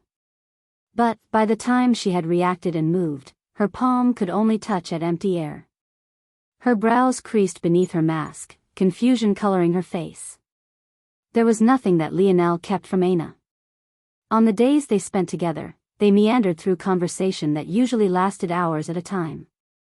It could be said that the only thing Lionel had never told Ana were the words his coach had spoken on that day. This was all to say that Ana had long since been aware of the existence of the ring and had just seen Lionel pull it out while no one was paying attention. Knowing this, though still worried about Lionel's safety, it wasn't to the point that Ana was plunged into a well of despair. After she took a deep breath, practically hypnotizing herself into believing that Lionel would be fine, she looked up, her eyes several shades colder than they were just a moment ago. If she had to face the 10 who remained alone and without a partner, that was fine too. In her heart, though, she couldn't shed a last stubborn and sinking feeling. However, this just filled her with the will to vent, and she definitely wouldn't be as merciful as Lionel. As Ana was panicking, one could only imagine what Lionel was feeling. Fuck. Send me back. Lionel's roar bellowed into a wide expanse of sky. Worry for himself? He never felt it. But, the idea of leaving Ana behind in that cesspool of human angst and ambition made his heart feel as though it was being lit on fire. General? Lionel's head snapped in the direction of the voice only to realize that he was seated on a steed in the middle of a 1,000-strong army. His roar that shook the skies seemed to have awakened them all. However, the words Lionel spoke make the dreary atmosphere even worse. Even the general knew that this was a losing battle. Why should they even bother to fight? Shouldn't they just lay down their arms and give up now? Lionel's rage had yet to dissipate. At first, he really didn't have the mind to care who was calling out to him or if he was even being called out to at all. He had never thought the simple act of taking out the ring would result in this. To make matters worse, it was now stuck on his finger and he couldn't even take it off if he wanted. However, Lionel soon realized that he had to calm down. No amount of roaring or rage was going to make this ring magically pop off, nor did this world seem prepared to listen to him. It was only after Lionel reached this infuriating conclusion that he finally decided to look around. The army he stood within was indeed 1,000 strong. However, there wasn't a single unifying identity to them in the slightest. In fact, they looked like nothing more than a group of ruffians. If they were holding hoes and plows, Lionel could easily mistake them for farmers rather than the warriors they were supposed to be. Beyond that, the horses they rode, if they could be called that at all, looked as though they had been starved for several weeks. They had discolored patches of skin, their ribs were visible through their dull coats, and their legs seemed several measures too thin. Was this supposed to be a cavalry? Weren't they better off on foot? Lionel had hardly finished this thought when his internal sight swept over the men once more. It was only then that he realized that beneath their cobbled-together armor was sunken skin, malnutrition, and a vulnerability so keen they could hardly withstand the heft of their own weapons. What the hell is this? General. Lionel looked over to the source of the voice, only to find out that this person was indeed talking to him. He seemed to be a young man, no older than Lionel himself. He had a nervous look hidden within his blue eyes, but his hands gripped at his sword so hard his veins threatened to burst. Lionel could see an almost pleading look in the eyes of this young man. Whereas the others only had fear, this young man had a small bit of hope. Gazing around once more, Lionel realized that of the army, only this young man stood almost level to him. Though he was a half step back as a sign of respect, he was nearly shoulder to shoulder with Lionel. Right-hand man? Lieutenant maybe? Lionel's brows furrowed. Before he could truly understand, a rumbling began to sound in the distance. Though they were several kilometers away, they still seemed capable of making the ground quake. Their presence alone plunged Lionel's army into a deeper bout of despair. Though they were so far away, with the improvement of his internal sight, Lionel could easily see them. What he saw, though, made him sigh. Compared to their army, this one was leagues above. Though they didn't have high-class and shimmering armor, their weapons were well kept, their steeds were well fed, and their bodies bolstered a strong health that rippled through their muscles. As though that wasn't enough, their numbers were double their own. I need to get out of this place as quickly as possible. At that moment, Lionel's spear appeared with a flip of his palm as he jumped down from his horse. This sort of steed would only hinder him, not to mention the fact he hated riding horses. Did you hear me? Lionel's sudden roar shook the warriors to his back again. If this is the kind of heart you want to show, that kind of spineless, cowering, effeminate garbage. Just send me back, I want no part of it. But, if you want to be men, if you want to defend your lands and protect your women and children, then raise your weapons. Lionel's roar echoed through the valley. On either side of them, tall walls of rock stood. There wasn't a single place to go but forwards or backwards. However, backward is where their homes lay, it was where those they loved and cherished rested. Going backwards was not an option. The gaze of the blue-eyed youth shimmered. Forward. Lionel roared, charging ahead, his body wrapped in golden light. If one looked upon the valley from above, it would feel as though one was watching a blazing laser of gold tear a path forward. It felt as though Lionel could cross hundreds of meters in the blink of an eye. His speed was undeniable, but his momentum was even higher. What are you all waiting for? Charge! The blue-eyed youth rose his weapon into the air, pointing it forward and kicking the side of his horse. The army surged forward like a tide. They had poor coordination and their formation was faulty, but, at the very least, a fire burned in their eyes. Lionel's back was like a fuel that lit their bellies. As for Lionel himself, though, he was inwardly shaking his head, wondering how he had gotten himself into this mess.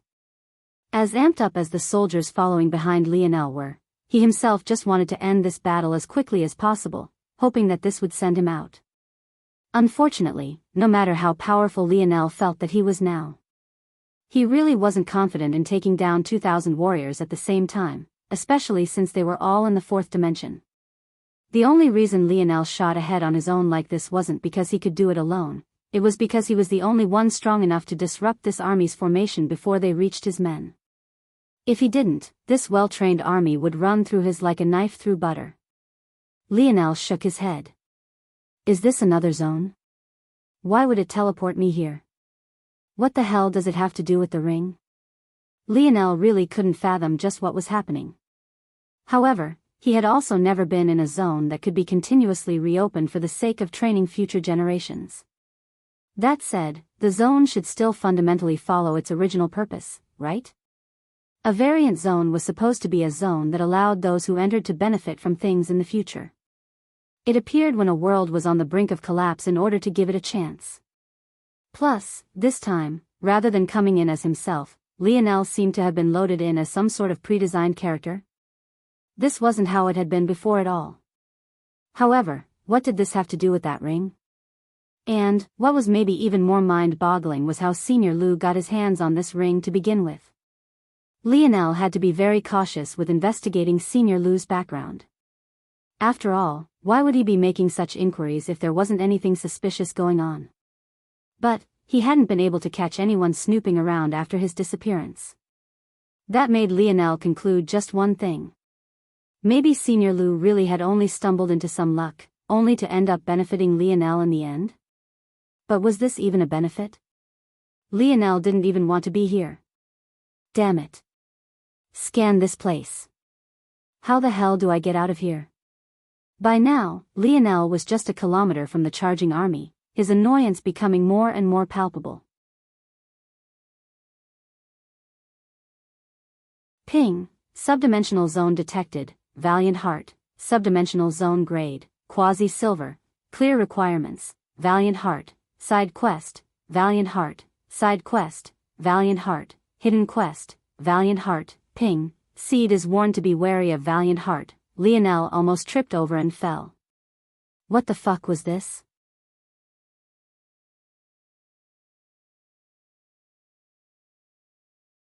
Chapter 748. Chapter 748. Sorry, Lionel didn't have time to make sense of what he was hearing. He subconsciously felt that even if he had all the time in the world, it still wouldn't matter. Somewhere deep inside, he subconsciously felt that his father was playing another practical joke on him. But how could his dad possibly know that he would stumble into such a ring and be teleported to this place? Senior Lu was too insignificant of a character to be predicted by anyone, and maybe this was simply what some called fate. Practical joke or not, though, all Lionel knew was that the dictionary had lost its usefulness in this situation. He could only hope that he could finish things quickly, or that the time dilation here bordered on excessive. He couldn't afford to be here for as long as he had been in the Camelot zone. Lionel's figure flickered, his 4-meter-long wind spear following in a stream behind his strike. The opposing army seemed stunned that a single man had led the charge all on his own. And, in fact, Lionel's supposed right-hand man was also beginning to panic. Though he had wanted Lionel to be fired up and lead the army well, this was a bit too much, no? However, it was already too late to call him back. The blue-eyed youth hesitated. Trying to call Lionel back now would dampen the momentum of the army by a considerable bit. But, at the same time, wouldn't Lionel's death be even worse? Gritting his teeth, the eye lieutenant made a decision. However, just as he opened his mouth to speak, the situation abruptly changed once again. Illusory wings spread to Lionel's back. As though the golden image of a heavenly rock, his speed increased explosively. In one instant, he was still 100 kilometers from the opposing army. In the next, he had appeared above their general, his spear jetting out like a meteor. The opposing general couldn't even react before a spear had split through his brows. The battlefield fell into silence for just a moment. But that was quickly ended by an explosion of fire that lit the air aflame. The opposing generals had combusted until all that was left was ash. Lionel landed on the general's still running steed, his steps unexpectedly light. His motion to kick the opposing general off before landing was so seamless that the horse didn't even seem to realize that its owner had already been slaughtered. Lionel raised his head up to the sky and roared, billowing flames jetting out from his mouth as though to signal his victory. His army was stunned for a moment before they erupted. Their blood boiling to the absolute limit, they saw nothing but red. Their own roars echoed through the valley, their charge suddenly gaining organization and purpose. It was then that a slaughter was released. The battle ended not even an hour later. With Lionel leading the charge and taking on much of the pressure, they managed to survive. However, there was only so far motivation could get an army. Despite the victory, Lionel lost at least 50% of his men, leaving barely 500 remaining. And, though he expected the result to be like this, he was still very much in this world with no sign of getting out. Sighing deeply, Lionel shook his head. Gather the scattered horses, don't let them run far. Those that are able-bodied will become our new war horses. Those that are too injured to be of use will be slaughtered and used for food. Other than this, take spoils as you please. This army was clearly lacking in food and equipment. Though this was a hard-fought battle and they had lost many, it ironically guaranteed that everyone would gain a large upgrade in this regard. Using the carriages the opposing army had brought along, they began to organize their loot. However, this was undertaken only after they dealt with their dead, giving each man a proper burial. Even though Lionel wanted to leave this place as quickly as possible, he couldn't help but feel the weight of these deaths. Ever since he had entered the Mayan zone, Lionel had never been able to separate the lives from a zone to those in real life. To him, whether the past, future, or present, these were all people. He couldn't help but feel that maybe he had been too rash. Maybe he should have thought of a different plan, a different approach that would have ended in more surviving. Logic told him that with the army already in the valley and the enemies charging forth, there was no other course of action to be taken. But emotions seemed to rage through his heart. He was supposedly intelligent, right? Why hadn't he even tried to think of anything else? And the truth was that he knew the answer to this. He knew exactly why he threw the lives of these men away without caring to look for another way. It was Aina. He was so worried about his own loved one that he neglected to care about the fact that these men had their own girlfriends, their own wives, their own children and mothers and fathers, friends and grandparents, dreams and aspirations. Lionel clenched his fists, his jaw steeling. When they all finally returned to the small town they all called home, it hit Lionel like a ton of bricks. Walls of women and children stood anxiously at the gates. They flooded the outer town limits, many of them camping and even more staying completely awake, unable to sleep until they laid eyes on their lovers, their husbands, their fathers. When they saw the army return in victory, a cheer that shook the town resounded. The walls quaked and the ground trembled. However, when the number they expected to return was reduced by half, the wails and cries were just as resounding. This sweeping sorrow, flooding the town like a monsoon, crashed through Lionel's heart in waves.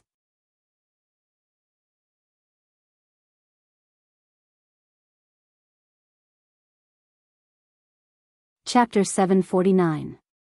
Chapter 749, Small home. The men and women of this town had all been prepared to die.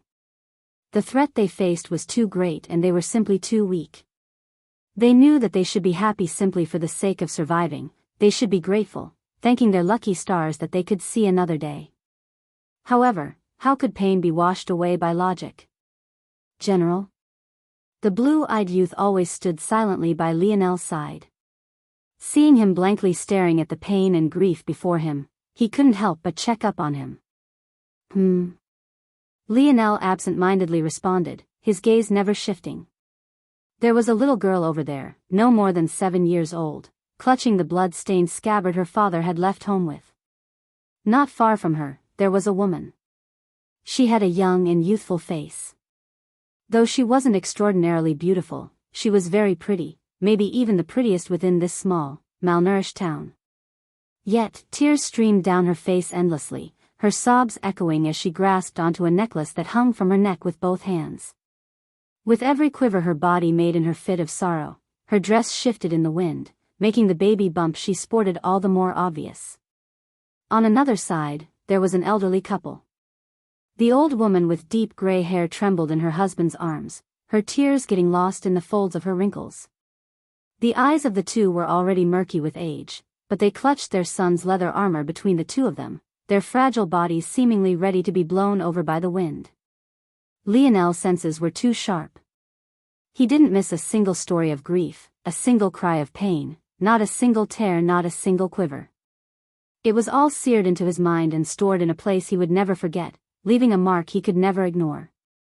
The blue-eyed youth sighed again.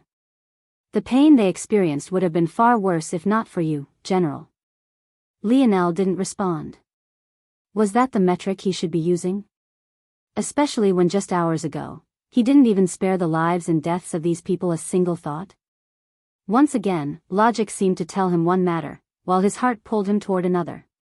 Lionel wanted to roar into the skies, but he knew that even if he did, he wouldn't be able to vent his rage in the slightest. Suddenly, Lionel felt a tight grip on his wrist.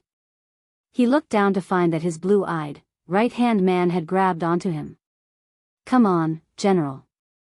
I can't let you wallow away in another bar all night after saving our asses. I'll take you to meet my girl, you haven't met her yet, right? The blue-eyed youth beamed. Lionel forced a smile and allowed himself to be pulled along. He didn't know what he should be doing in this world, but he knew that wallowing in self-pity wasn't it. Plus, the youth continued, our esteemed general can't be the only one without a proper home to be greeted by, right? How embarrassing would that be? The blue-eyed youth's laughter seemed to want to fill Lionel's soul with light and hope. The two entered the town, traveling through its streets. Lionel noticed the shabby roads, the half-broken homes, the filth and the poverty. It seemed that whether they camped out at the town's entrance or not, the living conditions of these people truly wasn't that much better. In fact, they might have been better off living in nature.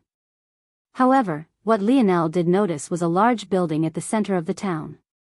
Compared to everywhere else, it was almost like a heaven, unblemished by the trash of this world. He couldn't help but wonder just what it was. Soon, though, the blue-eyed youth led Lionel to a modest little home of stone and wood. It's nothing much, but I managed to secure it with our military salary. That sum you lent me? This is what it went into. The two entered the small home, only to hear a sudden cry. Rollin. A blur of blue leapt into the blue-eyed youth's arms. When this blur cleared, it became obvious that it was a petite youth lady who was about the same age as the two leaders of the town's army. Seeing her, Lionel realized that there was a hidden flower of this town. It seemed that Rollin was quite a lucky man. At the same time, Lionel felt relieved to finally know this young man's name. With how familiar they apparently were with one another, it would have been too embarrassing if Lionel had to ask. Elise, come. Rollin beamed. This is our general and my very best friend. Lionel smiled in greeting. Ah. My manners. Elise politely curtsied, her dress spreading outward that a blooming flower. I was just getting preparations for dinner finished. In just about half an hour, everything should be finished. There's more than enough for a +1. With those words done, as though a little bundle of energy, Elise skipped off to the kitchen under Roland's delighted laughter. Lionel suddenly felt a great peace observing this small home. Though he still felt like a third-party observer to this world, he couldn't help but think of how nice it would be if he and Aina could have such a life. If she never had to go through such trauma as a child, if she never lost her mother, if her father never disappeared. Would they be able to be together like this? In a home they called their own, cooking side by side, laughing and joking with one another without a care in the world? He truly wanted this. But, he also knew how important revenge for her mother was to Aina. He knew that it gripped her and consumed her every waking moment. Maybe such a peaceful life they were never destined for. An hour later, as the trio was exchanging banter over a warm dinner, a heavy, almost obnoxious knocking came from the door. What was more shocking, though, was that this person didn't wait for the door to be answered. Rather, it was very soon broken from its hinges.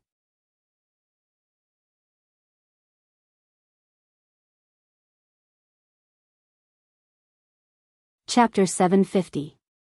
Chapter 750. Yes, the house was very small to begin with.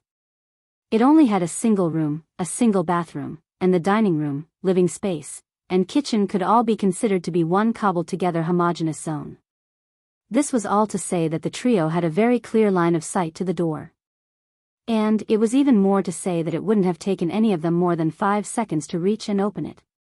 Could there really be anything so important that it couldn't wait 5 seconds? Lionel frowned. The moment the door crashed down, a large figure stomped in. No, maybe it was more accurate to say that this person looked quite large because of the heavy and somewhat flowery armor they wore. Though, their massive belly wasn't helping. Lionel had seen his fair share of warriors to this point, and there were some who could have large bellies and still be explosive athletes and powerful soldiers. Lionel's own teammates were among them. His offensive linemen were essentially his bodyguards, and in terms of strength, at least before the metamorphosis, Lionel couldn't match up to a half of them. However, Lionel could immediately tell that this person was most definitely not a warrior of any kind. The armor they wore seemed to be lined with force arts that gave his frail body the capability to move around and even exhibit the strength he just had to break down the door. This alone made it impressive. But this alone didn't make this person worthy of fear.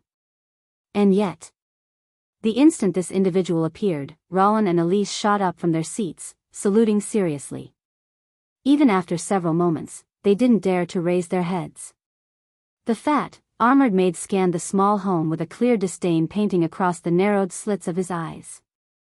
From the beginning, he didn't even care to check that everyone was showing him his due respect. After all, he already expected it. Was there even a need to question? His lordship Helles has demanded the presence of the general. He questions why it is that an hour has passed since your return, yet there has still been no formal report sent to his lordship's manor. It was only after speaking out words that seemed squeezed from the mouth of a weasel that the fat, armored man turned to the dining room table. At first, he nodded in satisfaction when he saw that Roland and Elise still had their heads lowered in a deep bow. But, his face froze when he realized the Lionel was still sitting at his seat, his gaze scanning him up and down as though observing something inconsequential.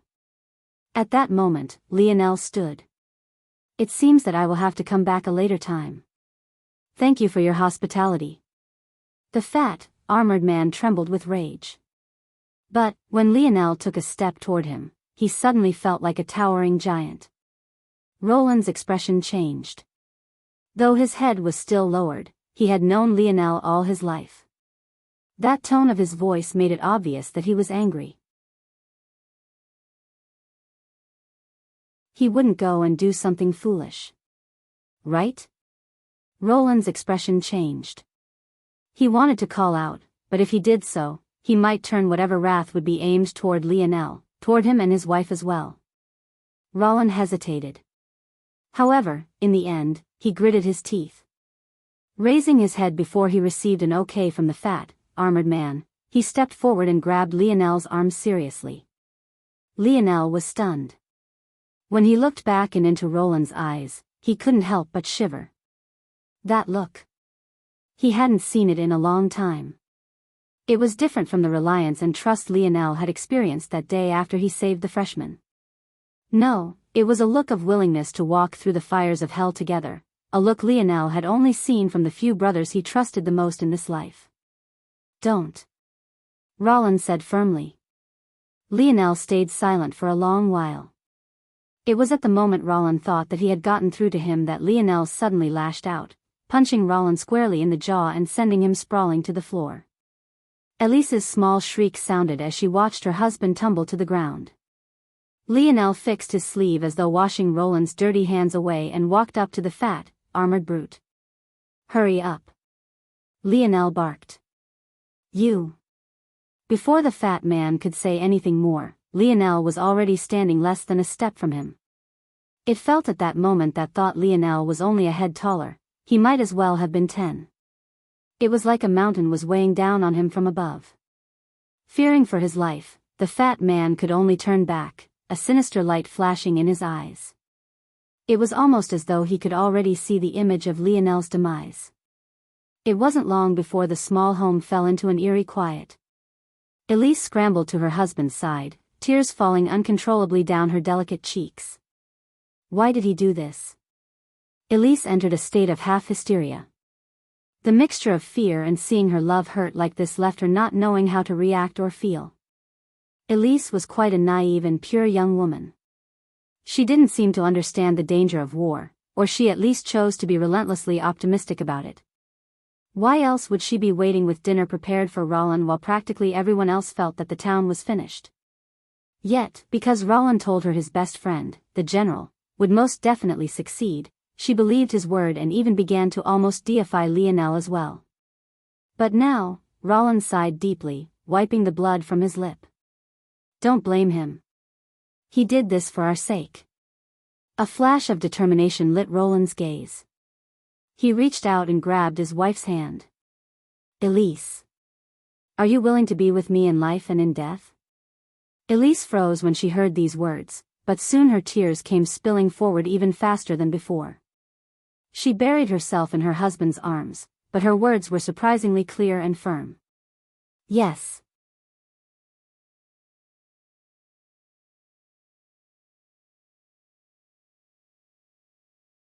Chapter 751. Chapter 751. Crest Lionel wasn't very surprised when he was led to the manor he saw in the distance previously. However, he still couldn't help but watch as the streets became cleaner, more well-paved, better kept. It was as though he was slowly traveling into a new world, step by step. The houses grew larger, more elaborate. Guards began to show their presence more and more often. The number of luxuries seemed to skyrocket with every street he passed by. The most common marker of this wealth was weight. Overweight women and men seemed to be everywhere, chatting idly, drinking things the poor could never get and spitting out food the poor could never taste. Then, there was the holy grail of them all. The manor was 4 stories tall and just its front face was 50 meters long from end to end. At its doors, true guards stood, wearing the same armor as the fat man by Lionel's side. Except, these guards were actually powerful enough that Lionel's patience fell by another measure the more of them he saw.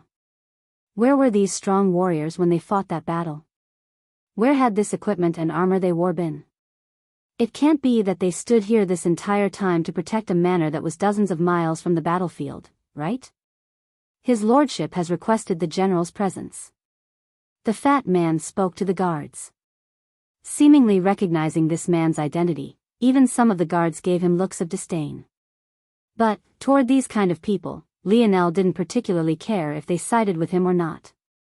Ultimately, were they not here while men much weaker than them, far less trained, and far less fed fought in their stead?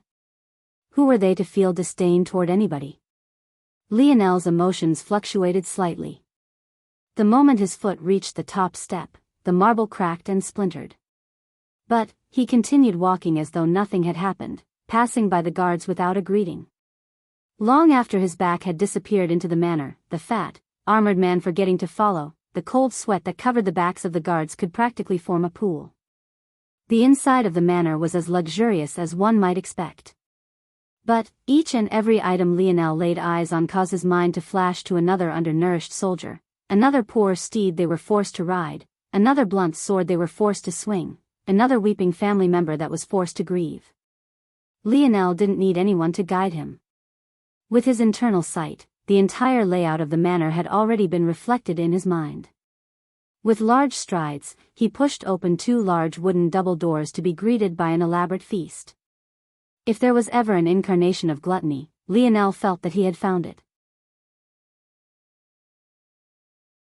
Just for the sake of feeding what amounted to just 8 people, there were numerous large bird and beasts, endless piles of fruit, 2 cakes that were at least a meter tall each, pitchers of juice that could all fill their own table.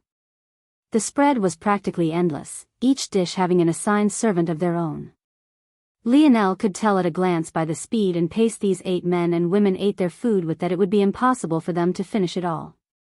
Of the food they tasted, large amounts of meat remained on the bone, sandwiches lay with a bite or 2 taken out of them, juice cups were swapped between with the nourishing fluids within having been forgotten. Every detail Lionel laid his eyes on made his expression calmer and calmer. Eventually, he became so placid that he didn't even seem to exist anymore. As a result, no one seemed to notice he was here for several long seconds, allowing him the time he needed to thoroughly imprint everything he saw into his memory. "Ah, General. I'm quite disappointed." One of the 8 men began to speak, a half-finished chicken leg still being worked on by him. "Though you won this battle, I am not a very patient man. Not only was there no report of spoils given to me, my own general didn't appear and made me wait over an hour before I was forced to send an attendee to retrieve him. What do you think a lord like me is to do with such disobedient subordinates?" Lionel didn't respond as he stood at the doorway. "HM?" The lord looked up from his food to see Lionel wasn't even looking at him. Rather, Lionel was looking up at a crest that hung from the wall. It was quite beautiful, truly. At the forefront, there was a silver shield with the image of a roaring lion etched onto it. To its back, there were 2 spears crossed, exuding a valiant aura of dominance. Across the bottom, a fluttering ribbon of words written in an odd, ancient language with rune-like lettering could be found. Yet, Lionel somehow understood what it said perfectly. The valiance of a warrior. The heart of a protector. The words seemed to resonate with Lionel. But, he only felt more and more disgusted when he realized it was painted onto the wall of a person who couldn't understand its meaning.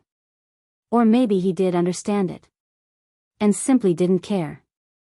"Boy. Did you not hear the words of his lordship? Have you nothing to? The shrill voice of an obese woman was cut short by Lionel's spear in her throat. The sound of a struggling gurgle brought the place to a halting silence before the screams of the attendees suddenly sounded through the hall. The guards manning the walls suddenly sprung into action, leaping for Lionel. But they were dispatched with just as much ease, the last gaze they had of the world being those sharp, cold eyes. Lionel killed the gluttons one by one. In what felt like just a few seconds, he stood before the Lord. Grabbing his fat neck, Lionel raised him up from his seat. Foul smells began to waft off of the Lord. One part came from his poor hygiene, but the others definitely came from him soiling himself. Why? You can't kill me. I was appointed by His Majesty himself. Ack! Lionel's spear shot through his heart. He watched on coldly as the Lord slowly bled out, his gaze becoming more chilling with each passing moment.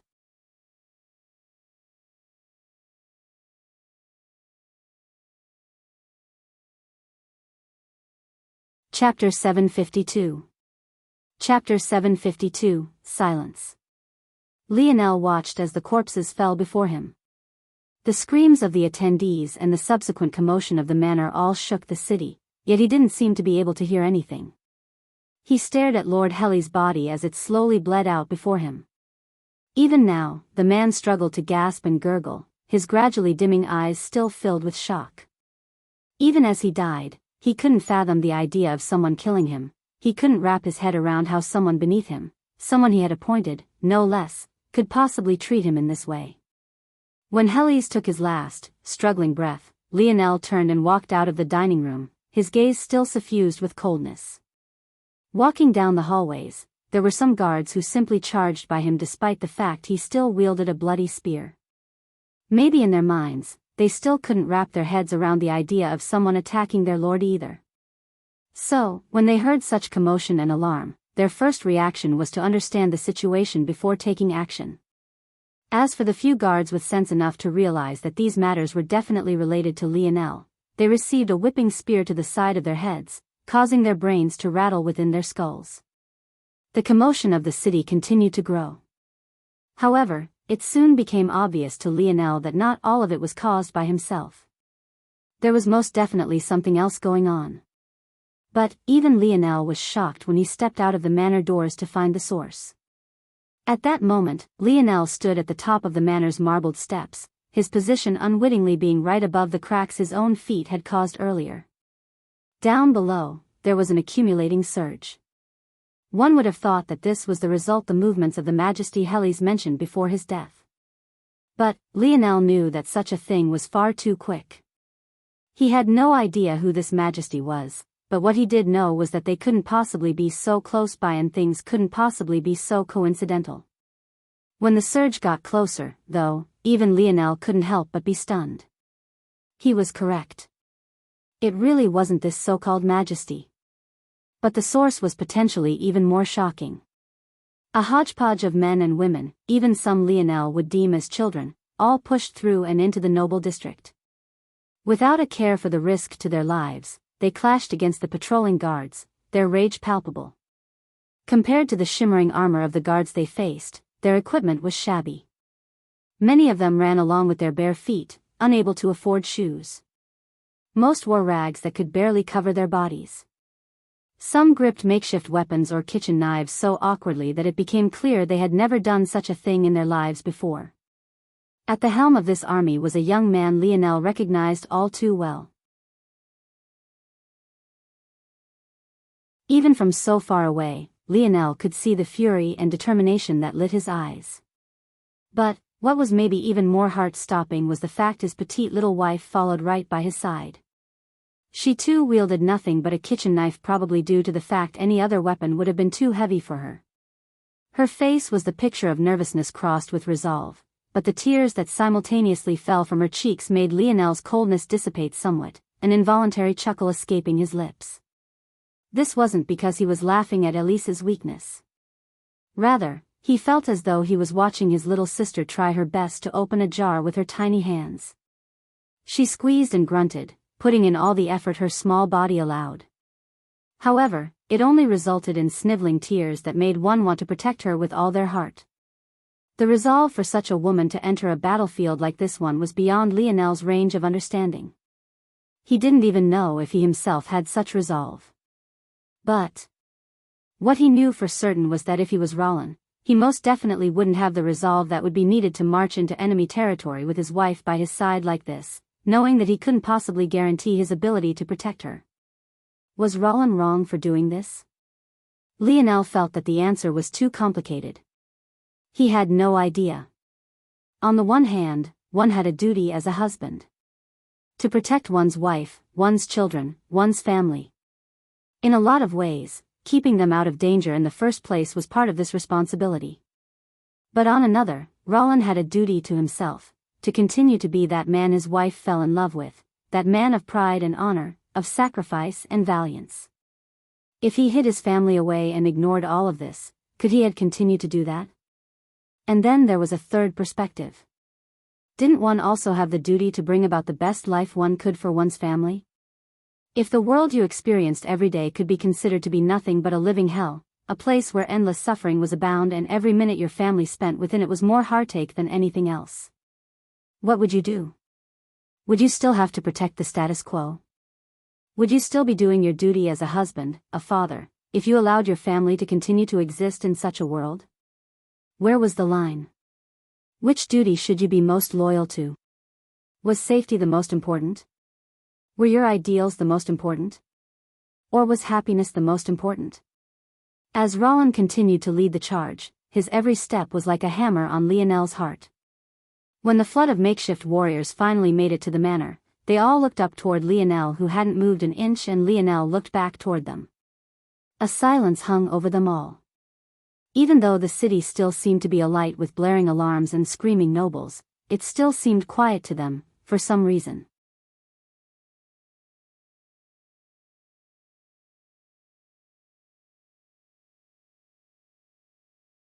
Chapter 753.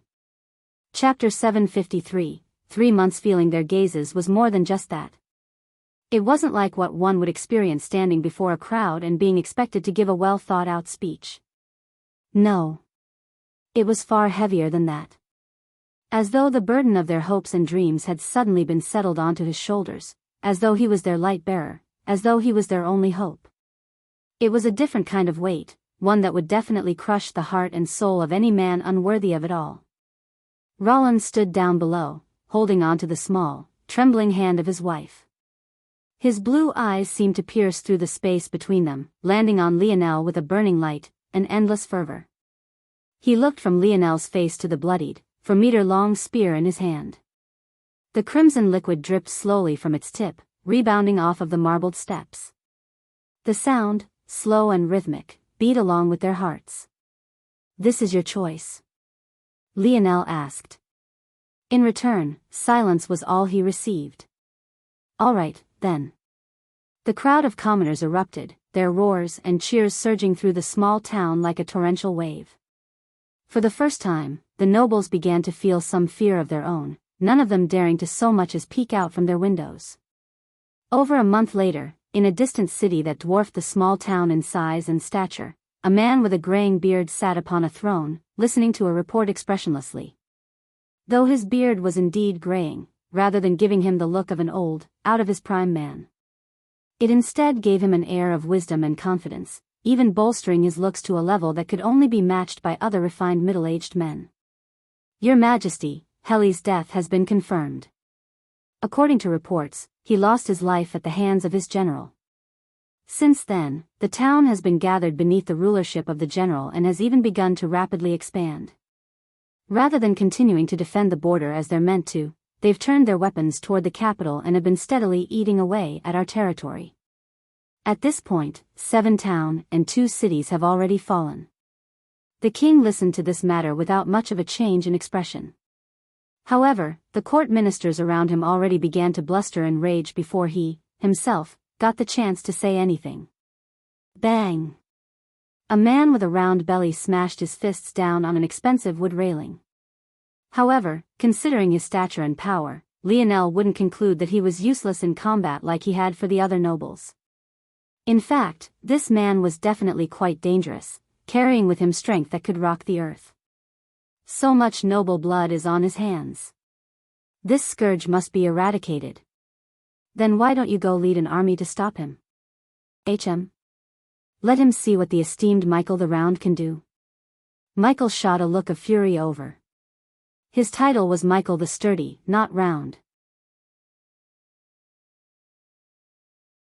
It was clear that someone was trying to humiliate him. When he looked over and saw who it was, his fury only compounded. You sure have a lot to say, Norman the Cuckold. How about you come over here and do it to my face? Norman was of much smaller stature than Michael.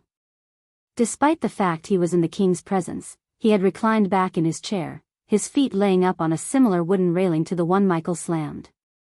The only difference was that the two were on completely opposite sides of the royal court. Norman had long, flowing blonde hair and shimmering green eyes. Everything from the shape of his jaw to the outline of his nose could be considered to be at the peak of perfection.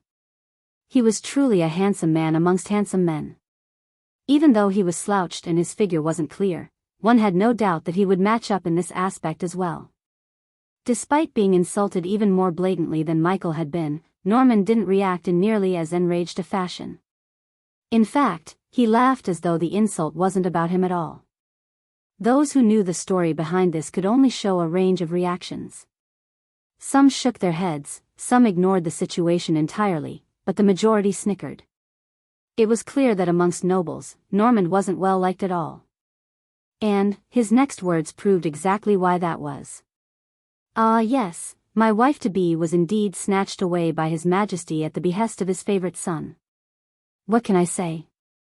I simply did my duty. It's very amusing, even I laugh, I don't mind if you do. But, you know what I find even funnier? If any one of those nobles you're crying and moping about right now were here, would you even let them lick the dirt off the sole of your boots? Do you even really care about them? To you, mighty dukes and marquises, what are barons and earls worth? You only care because someone even lower than them is doing the slaughtering. It can't be that you're all unaware of the atrocities they've all committed at the border, right? Having such nobles defend such important and volatile parts of the land was a mistake to begin with. But you never cared then, so why do you care now? A failure all around, in my opinion. Norman yawned. In just about a minute, he had said more than enough to warrant public execution 10 times over. He mentioned a taboo subject he wasn't meant to. He insulted the sovereignty of the nobles and as such the majesty who bestowed them this title. And finally, he insulted His Majesty directly by calling his rulership and policies a failure. Why this man was still alive with such a nonchalant attitude was beyond them. 3 months. The voice came from nowhere. It carried a baritone kind of majesty that couldn't be ignored. Norman didn't bother to move as 2 heavy-set knights picked him up by the arms and began to drag him away. He really seemed too lazy to make any movements. His laughter rang through the courtroom. See you all in 3 months.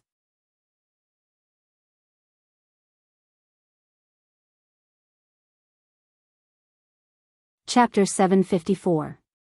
Chapter 754, Alexander the Apex. A silence fell over the courtroom. No one dared to breathe a word. Even Michael, who should have been gloating, didn't dare to say a thing. In fact, he took a seat, regaining his silence as though nothing had happened.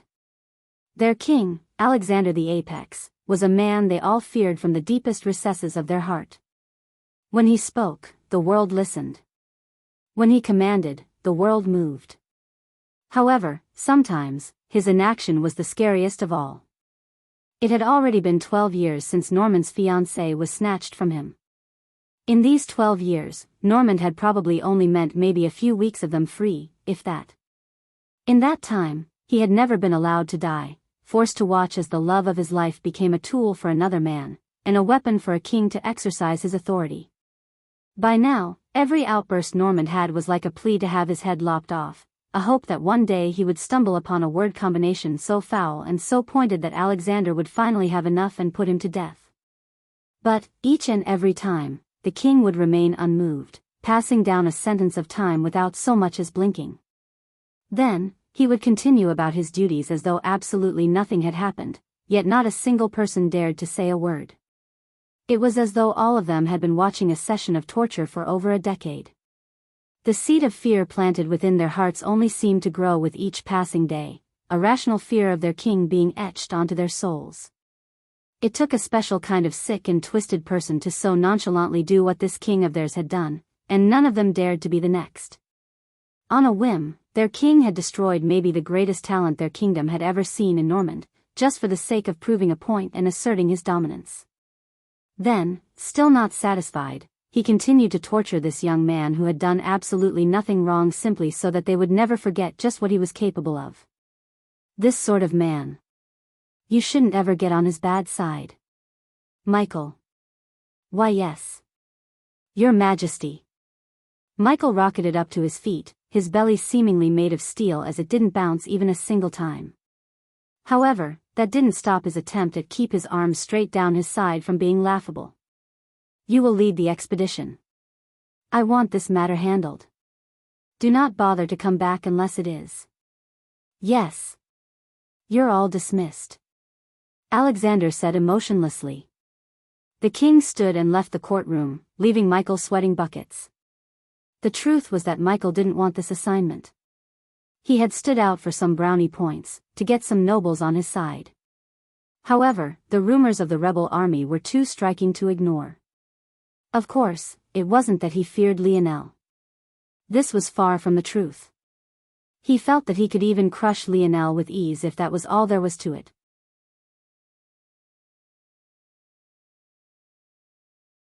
The issue, though, was that many believed that these things weren't so simple. Before this rebellion began, there were reports of the enemy Oryx tribes making moves. Though they had only sent their human subordinates, it was definitely one of their stronger troops. Yet, somehow, this general and a ragtag group of commoners had defeated them? How could this not smell fishy? The consensus was that the Oryx were using this rebel general to sow discord within their kingdom. As such, this rebel army wasn't so simple. They not only had a charismatic leader, but they were receiving support from an enemy even Alexander the Apex could only share land with. This sort of situation was something Michael wanted to stay far out of. Or, at the very least, he wanted to share the burden with numerous nobles so that he didn't have to take the brunt of the blame. But, he just had to open his mouth and call Normand a cuckold. Why did you think Normand was laughing so uproariously? It was because he not only gained another chance to take a dig at the king he hated with all his being, but he knew that he was dragging Michael down with him. The moment the words cuckold left Michael's lips, his fate was sealed. Now, he had no choice but to succeed. Michael looked around, but not a single noble dared to look him in the eye. Quite noble indeed. Alexander walked through the castle with a dull expression. He wore fiery red robes and had a single silver shoulder guard over his left shoulder. It gave him the dignified air of a warrior king, although he hadn't been on a battlefield in decades. Alexander pushed open a door. Royal Father. A young man who seemed to be in his mid-20s immediately stood. The location was a small garden that contained a concrete space for sword practice. Considering the drenched state of the young man and the numerous felled sparring partners nearby, filling the air with a bloody scent, it was clear that he had been taking advantage of this training area until his father arrived. In the distance, a young lady sat by a stone fountain. Her eyes quite dead, she stared off into space without a word and seemed to show no intention of greeting the king. Come with me. Bring the girl. Alexander said expressionlessly. Yes. The prince, Rowland, didn't hesitate to follow his father's order. Alexander's steps were already far away by the time the words drifted to his ears, but he didn't dally. Without much care or affection, Rowland grabbed the girl's tender arm and pulled her up, dragging her along with him. Seeing that she didn't seem to want to move, he threw her over his shoulder, uncaring that the location he had grabbed her arm at had already begun to bruise. Not long later, Rowland found his father's back waiting by a set of stairs that headed underground. Seeing Rowland's arrival, Alexander began to descend.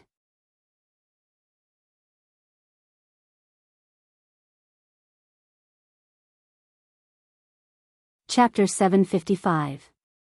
Chapter 755. Godhadrowlan didn't say a word as he followed his father. Even though he had been to this garden almost every day of his life without ever seeing this staircase, he still didn't say anything. He knew his father well. Even as his son, he didn't dare to take a single step out of line. His father spoke when, and only when, he wanted to. No question, no words, no insult, could ever budge him from his own pace of doing things. However, the more Rowland saw, the more he found it difficult not to say a word. The underground space was impossibly vast. At first, Rowland thought that it must span at least the whole garden. Then he became certain that it spanned at least the whole castle. But, by the end, he wasn't even certain if even the entire royal city was as large as it. There was nothing but a large gray expanse held up by pillars that must have been at least 100 meters tall and 10 meters thick. Just standing by one of them could make one feel like an ant without goal or purpose. And, just walking within such a large space made one feel as though you would never reach your destination. Yet, though it took several hours, they eventually did. From start to finish, as though to allow his son to soak everything in, Alexander never increased his pace. He took one step after another, his feet perfectly spaced and the cadence of the two of his shoes resonating in perfect, controlled harmony. It was then they reached those doors, those very doors that Rowland would never forget so long as he lived. Compared to the pillars they weren't very tall, just 10 meters or so. Yet, their presence was so much larger that Rowland felt as though he was being suffocated. The doors were the only color in this large expanse of gray. They were cast in a heavy, solid bronze. Even without trying to open them personally, Rowland felt that he would never have the strength needed to open them alone. On its face, ancient runes were drawn across it. The more one stared at it, the more it felt like one's vision was blurring. Rowland lost himself in the runes, suddenly finding himself imagining the start of the world. There was nothing but endless darkness until a hand seemed to reach down from nowhere and began to form things as it pleased. Rowland couldn't even last through the formation of the first star before his brain practically combusted, his nose erupting in a rain of blood that almost made him pass out completely. The only reason he didn't was because he knew what would happen to him if he failed here. His father could always have another son, but he only had this one chance. Swaying, Rowland managed to stay on his feet, his jaw trembling as he grit his teeth. He bit down so hard that a tooth of his cracked in half, almost splintering completely through. But, it was this pain that managed to keep him awake. Without a word, nor even a faint acknowledgement, Alexander placed his palms on the doors and pushed hard. At first, all Rowland saw was a blinding light. But, what he saw next almost made him drop the girl slinked over his shoulder. His father, the man he respected most in his life, the king who seemed to hold the world in the palm of his hands, dropped to his knees and kowtowed with such fervor that the banging of his forehead against the ground made Rowland feel as though his ears were ringing. Rowland stood frozen, his gaze traveled up and into the room, only to find that within the entire expanse, there was nothing but a singular silver tablet. It sat upon a pedestal, a river of flowing energy hovering around it without a sound. There was nothing present to even acknowledge his father's kowtowing. Moments later, Alexander stood. "Give me the girl." "Ah, yes," Rowland passed the young girl over to his father. Despite the fact that both of them stepped into the room, Alexander didn't say anything about his son having to kowtow. Instead, he began to speak of things Rowland didn't know how to accept. In this world, every being is separated by their worth. Alexander placed the girl down on an altar before the silver tablet, stripping all of her clothes off. Yet, even to this point, the girl hadn't reacted with even a flinch. It was only at that moment that Rowland understood. He was the only one who was here for the first time. This world that we live in is nothing more than the fifth dimension. However, even then, most who live upon it are just of the fourth dimension because even amongst other fifth-dimensional worlds, we are weak. Alexander brought out a blade, cutting into the young girl just above where her womb would be. One would have expected crimson blood to flow out, and that it did. However, there were very clear specks of gold mixed within that caught Rowland completely off guard. These specks of gold poured down the side of her hips and between her legs, pooling around the altar. However, after reaching a certain point, even as blood continued to flow, the pooling blood didn't continue to rise. Clearly, it was being siphoned somewhere. Compared to the fifth dimension, those of the sixth dimension are gods. Compared to the sixth dimension, those of the seventh dimension are deities. Compared to the seventh dimension, those who could step into the eighth were beings beyond comprehension. At that moment, the silver tablet began to glow with a slightly crimson light that slowly grew more golden. To many, this is where the limit of the universe is. Not everything has to end in beautiful, round numbers. The world is often not perfect. After all, there is no real tangible thing as the first dimension. At the very least, it hasn't been properly observed. As for the second dimension, some say that word of mouth and stories can be placed into this category, but even then, the consensus is not there. It could be said that the first dimension to truly exist is the third and the last is the eighth.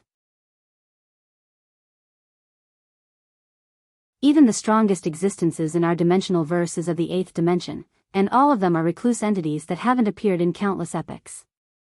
An awkward 5 states of beings, 5 steps to ascend to the true apex, to true godhood, but there is still one more. The true overlords of all that there is, the only existences truly worthy of being called God, the creators. Or as some would like to call them, the existences of the ninth dimension.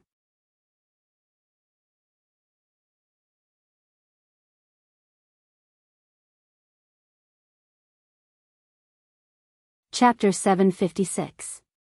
Chapter 756. Godrowlan could hardly understand the words his father was speaking. But, each and every one weighed on his heart like a booming war drum. The ninth dimension? Even to those of the Morales family it was nothing more than a mythical existence. In fact, even to those of these ever-elusive eighth-dimensional families and organizations, such a level doesn't exist, though many have tried to push past these limits. There was a reason why Earth, despite only having eighth-dimensional potential, is still seen as a hot commodity by the dimensional verse as a whole. To put these matters into perspective, as far as the dimensional verse laymen are concerned, the seventh dimension is the absolute highest. Existences like the Morales family, then, are seen as being the pinnacle. It is only organizations on the Morales family's level, at this ever-elusive seventh dimension, that understand there is at least one more step to take. But to them, whether these eighth-dimensional families and organizations exist is still a mystery. Now one can properly understand just how ridiculous Alexander's words were. He spoke of an existence a step beyond even what the Morales family could prove existed, as though he had personally witnessed it all with his own eyes. Yet, he himself admitted to the fact that he was nothing more than a king of one of the weakest fifth-dimensional worlds in existence. Rowland couldn't think so deeply about these things. He didn't have enough scope of understanding to grasp what his father spoke about. In his mind, this world was the only one and his family was the strongest. But this time it seemed that reality had played a joke on him. Rowland looked down at the girl who was meant to be his wife. She had a wound right above her womb cut open, flowing out with ever-goldening blood. However, she stared at seemingly nothing blankly, her body being almost lifeless. If Rowland couldn't understand by now, he would be too much of a fool. His father hadn't given him Norman's fiancée for the sake of making him happy, nor was it because he had begged and pleaded for it. His father had given him this woman only because it would be more convenient for him to use her like this. What reddish gold blood was flowing out of her at this moment was clearly very important to this tablet. However, none of this explained what this tablet was and what it could do. Rowland opened his mouth to ask, but he hesitated. He really couldn't afford to make a mistake at this critical juncture. There was a reason his father hadn't shown him this until just now. For some reason, Rowland was certain that if his performance wasn't perfect, he would never walk out of here alive. Cold sweat began to drench Rowland. His skin became tingly and the room's temperature seemed far hotter now than it had been in the past. Without even understanding what he was doing, he kneeled down, smashing his forehead against the ground toward the tablet. His kowtows were even more resounding than his father's, even to the point where blood trickled down and stung his eyes and salted his lips.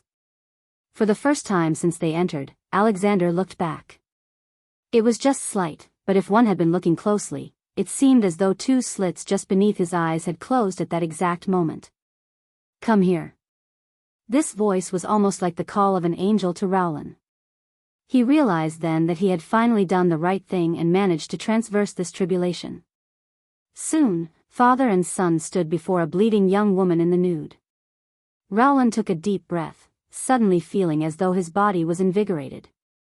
The bottleneck he had been at for years suddenly shattered and he stepped into Tier 8 of the fourth dimension. The prince stood frozen in shock. He had only breathed in a small bit of the air this tablet had to offer, but he had broken through so easily. Rowland looked toward his father but didn't have the words to say. He might look like he was in his mid-20s, but he was way older than this. Even though he trained hard, he still found it difficult to reach this step, something that pissed him off especially when everyone seemed to want to compare him to Normand. Yet, this tablet had done exactly that. Rowland's eyes glowed with a fervor even beyond his father's. "Soon, we will be able to call down the gods. The true gods," Alexander said, his voice quivering just the slightest bit. It was imperceptible to most, even his own son. "When that day comes, this world will be ours, but that will only be the very first step. With God's strength, we will claim the dimensional verse for our own." If Lionel had been there, these talks would have sounded eerily familiar to his ear. "General, news will have reached the capital by now and they will definitely be preparing countermeasures. There's a good chance that they may send one of their titled knights." Within a military tent of beast skin, Lionel sat listening to a report given by one of his scouting units. The young man was dressed like an assassin, but also wore goggles over his eyes as he squinted toward a report. Over the past month and a half or so, Lionel had gathered up many subordinates. But, it could be said that the ones he trusted with the most tasks were Rowland and this young orphan everyone called Goggles. "A titled knight, huh?" Lionel smiled. "How powerful are they?" "Powerful. Each and every one is at least Tier 7 with the strongest being Tier 8. But, that's not what's important. There are plenty of experts on that level in the kingdom, which is why I keep saying we're all going to die. You know, if everyone just listened to me, we could still turn back right now and trek into a distant mountain somewhere and never return. How would they ever find us? At worst, we could just live off nature for the rest of our li. All right, Goggles. Get back to the point." He really was a greatly talented young man. Too bad he was afraid of everything.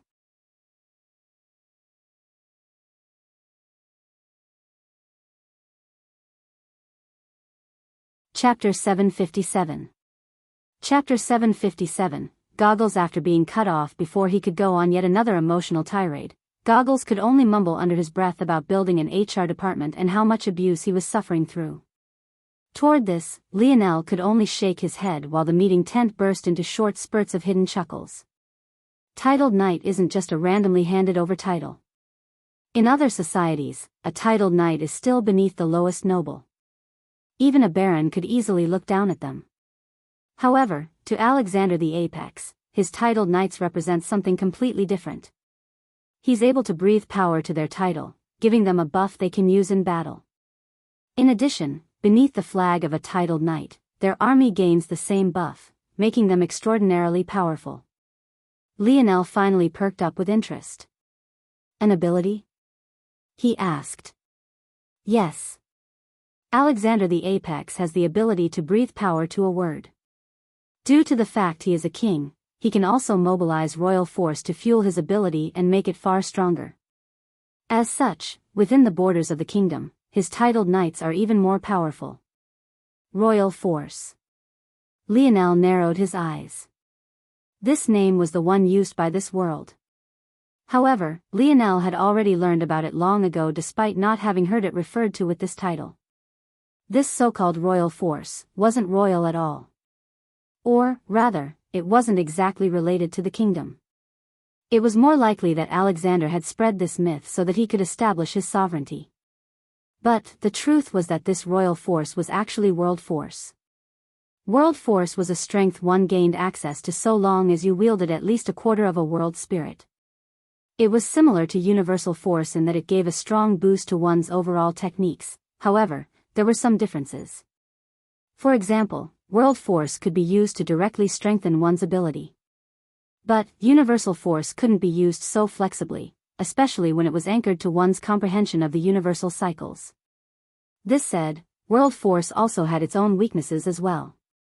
For one, it was capped by the potential of one's world, whereas universal force's only limit was one's comprehension. And second, it became weaker the further from one's world one got. I see. Lionel nodded. Well, erase the plan. Seeing Lionel go from listening to his concerns to listing off their next plan of attack left Goggles feeling like he should find a wall to bang his head against. Was his explanation not clear enough? They should be running. Well, split the army into 4. Well, attack here in exactly 3 weeks. Lionel pointed toward a location on the map. A week later we will attack here. 2 weeks after that here. Lionel continued to point. I will personally head every battle. Don't worry about how I plan on crossing so much distance, just trust me. Once those attacks are completed, the first army will take this route, the second this, the third this. And we'll all meet with the fourth army exactly 2 weeks from now. That day will be when their titled night falls. Alright, everyone is dismissed. Rollin, you will lead the fourth army. Concealment is your main objective until the second month arrives. Goggles, stay here for a moment, I have a task for you. Goggles groaned. More danger for me, yay. How could I not be excited? Torture me more, Daddy. Clearly, I'm a masochist for staying here. Rollin laughed uproariously, patting Goggles' shoulder. You'll be fine. Stay safe out there. All the military officials shuffled out. Not a single one of them seemed to even care for Lionel's plan. It was either they truly couldn't be bothered, or they had already built a trust in him that was irrefutable. Goggles. Your task is the same as always, you're the key cog here. Goggles rolled his eyes. Of course he was. You want to take advantage of their slow network to hit them from the back, right? But the only way to make sure information doesn't spread too fast is little old me? Lionel grinned. Well, isn't that so? Goggles glared at Lionel. And my reward? What do you want? Lionel laughed. I want to marry my goddess, Elise. Lionel gave Goggles' forehead a karate chop. This young man could never stop screwing around. How was he supposed to promise him Roland's wife? Fine, fine. Goggles slinked off, his shoulder exaggeratedly slouched. I'll just slave away for the cause until one day I die on a nameless battlefield, no one to remember my name, and no woman to call wife. Oh. Destiny. Why do you treat me so? Lionel shook his head, laughing.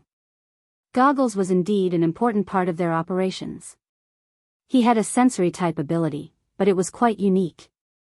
It was similar to Lionel's simulation ability, except for the fact it all occurred on its own without conscious thought. This ability allowed Goggles to not only sense a problem before it happened, but also understand exactly what sort of cause and effect would force it to occur. This thus allowed him to stop this problem before it even began. The only drawback to this ability was that Goggles needed enough foundational information.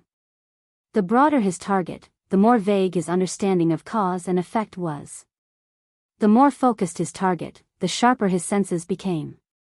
At this moment, Goggles only had one task: take out all the messengers of the opposing kingdom. Not only that, but he had even one extra step of specificity. He only had to focus on messengers carrying information about the movements of their armies within a very specific time frame. His job was essentially to make their information late and dated. For Goggles, this sort of focused and specific task practically made him like an oracle who could gaze into the future.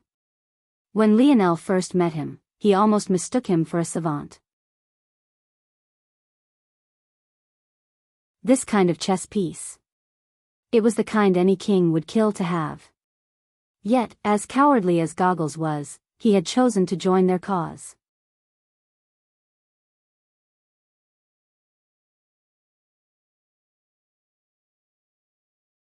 Chapter 758. Chapter 758. Nice to meet you. Michael walked around with dark lines on his forehead, cups, tables and other furniture smashed all around him. As though this wasn't bad enough, he had torn a hole in his military tent out of rage, and a few of the comfort women were currently trying to sew it back together.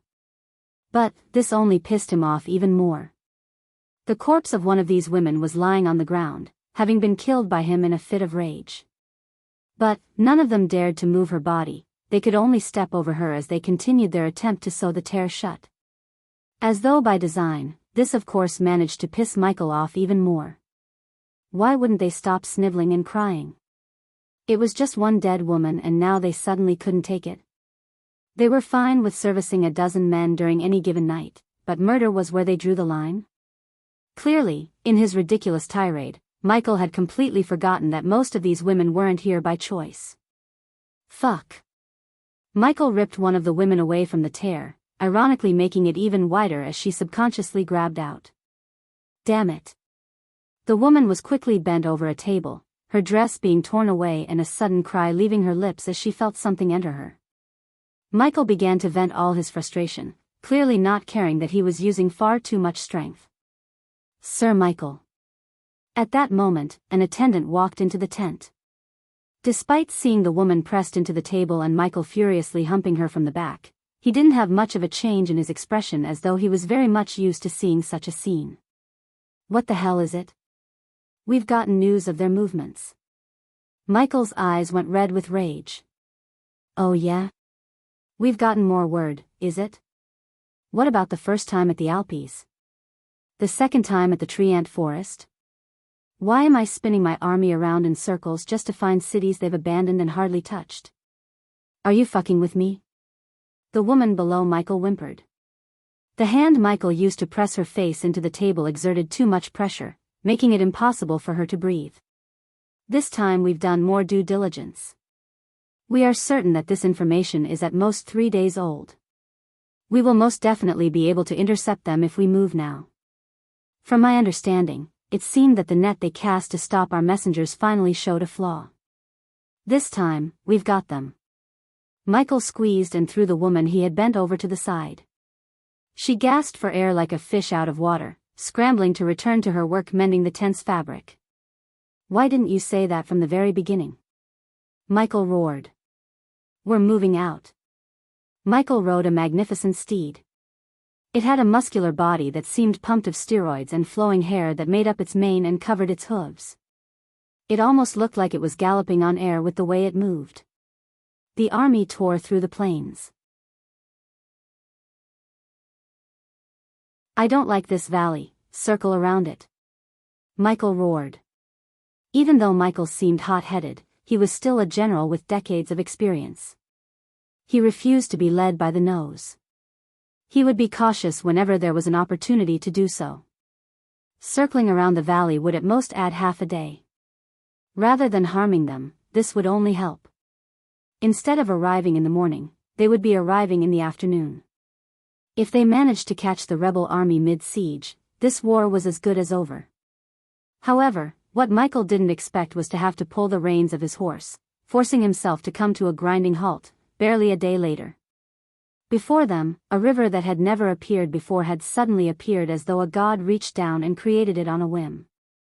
It wasn't very wide, just 5 or so meters. It probably wasn't very deep either, maybe a meter or 2 at most. Yet, for an unprepared army like theirs, it was enough to bring them to a screeching halt. Go around? They had no idea how this river appeared here in the first place, just suddenly appearing at the end of a forest of sparse trees. Without knowing this, how could they even make such a decision? Was the only option to go across? But if they were forced to cut down some trees to build a bridge, they would add another half-day to their journey. By then, they might as well have not gotten the message on time at all. If they tried to brute force their way across, it would be too easy to get caught with their pants down. It was exactly then that Michael heard something he least wanted to hear at this moment. Charge. Michael's expression changed. His neck snapped back, suddenly realizing that an army was approaching from his back. How the hell did they get behind us? Michael froze. The valley? He had chosen to go around. But, what if there was an army hiding within the whole time, waiting for him to make exactly that decision and prepared to pounce on him? If he went into the valley, he was finished. If he went around the valley, he was finished. Cross the river. Michael roared. But, as soon as his command fell and began to be acted upon, the sound of arrows whistling through the wind came from the other side of the river. Hiding within the widely spaced trees, archers Michael hadn't even noticed before suddenly made their presence known. Fuck! Michael roared, charging his horse through the shallow waters to make it to the other side. He would hack these archers to pieces. Whoa, whoa, whoa, now. I can't let you do that.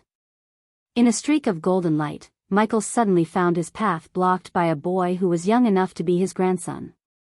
Lionel smiled lightly, holding a spear in his hand. Michael the Sturdy, right? Nice to meet you.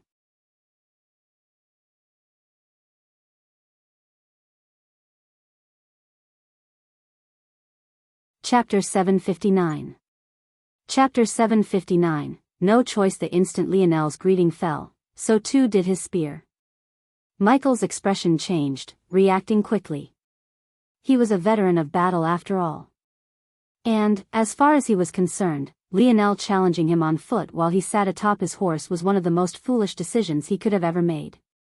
Michael pulled at his reins, pulling a massive hammer from his back and using the momentum of his horse reeling back and stamping down to swing with all his might.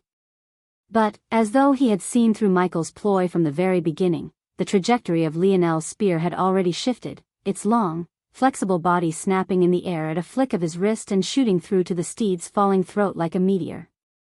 With how things were now, the momentum of the horse's stomp would only help Lionel shear apart its throat. In fact, its current situation was no different to have jumped into the air for an attack despite the fact its back hooves were still on the ground. There was no way for it to change its trajectory. However, even Lionel was surprised by the result. Sturdy. As though enveloped by a holy light, man and beast accepted a pillar of blessings from above. In that instant, Lionel's spear reached the black steed's throat, prepared to shear it apart completely. But, what he actually found was a sturdy steel wall. Lionel's brows shut up. With swift steps he retreated. The heavy swing of Michael's hammer left his hair whipping about, his clothes even threatening to shatter beneath the wind pressure alone. The shave had been so close that Lionel could see the hammer's body pass a mere centimeter from the tip of his nose. Lionel didn't panic. He felt that was at best a temporary invulnerability. There was no way an ability could so casually block such a strong strike from him. The issue wasn't just how strong his strike had been, but also the quality of his weapon. There was no way for a quasi-bronze weapon to be so easily dealt with by a barrier. The most logical explanation that this was a temporary matter. The amount of energy it would take to sustain such a thing would be too great. And, Lionel was exactly right. He analyzed the situation perfectly. The instant Michael's swing missed, he had already shot forward again, pressing forward knowing that such a heavy weapon couldn't be recovered so easily. The follow-through of Michael's swing didn't throw him off balance, but he was definitely in no position to attack right this second. In that split moment, Lionel's spear struck out a dozen times in the blink of an eye, an explosion of meteoric impact, raining down on the steed and Michael. As though crimson roses were blooming in skies, they opened up a current of red and black, covering the duo whole. It looked as though no one could survive such a thing, but Lionel still explosively retreated the moment he finished. And it was exactly at that moment that Michael and his steed leapt out from the flames licking at their armor but ultimately leaving them unscathed. Michael raised his hammer to the sky, roaring with all his might. For a moment, it seemed as though his mighty shout would collapse the sparse forest around them. All around him, his men were falling like flies.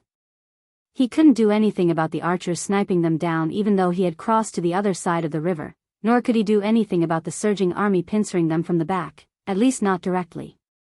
But that didn't mean that he would take this lying down. I am a titled knight of His Majesty Alexander the Apex. I am Michael the Sturdy. I have legs of iron, arms of steel, and a heart of stone. My defenses are eternal. Michael's army roared to match his words. Eternal. Shimmering pillars of light descended upon the whole army. Each and every man seemed to gain immunity for a moment. Some used it as an opportunity to charge across the river, others turned back, facing the enemies toward their back line. Lionel's eyes narrowed. It seems that though the invulnerability was indeed temporary, I underestimated the buff to their defense. Lionel couldn't help but chuckle to himself. This buff from just a single title knight under Alexander was already enough to put his metal body to shame. What a fascinating ability indeed. If this was what the sturdy title could do, what exactly did Apex do? Lionel didn't realize it, but for some reason he was eager to see. Dodging swiftly backward, Lionel nimbly leapt out of the way of Michael's swinging hammer.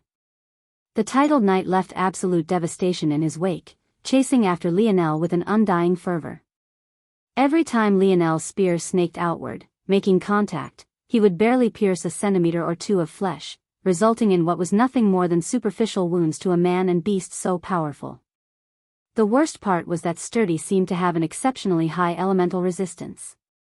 Even with a perfectly timed, meteoric impact, the damage was nothing more than a bit of charred skin. Lionel had a feeling that this wasn't just about the sturdy ability, but was definitely related to the armors Michael and his horse were wearing. He had been intrigued by it ever since he saw that fat man at Rollin and Elise's home. But, apparently, that had been nothing more than the tip of the iceberg. Golden lights enveloped Lionel's body as he shifted from side to side. He slid with ease through the forest, and though the trees were as much as 10 meters apart most of the time, Michael was clearly not having as easy a time. For people moving as fast as the two of them, what was a 10-meter distance worth? It felt like he was forced to circle around another every exchange. However, Lionel likewise was making no headway. And, judging by Michael's current battle style, he wasn't worried about a time limit for his ability either. I guess there's no other choice.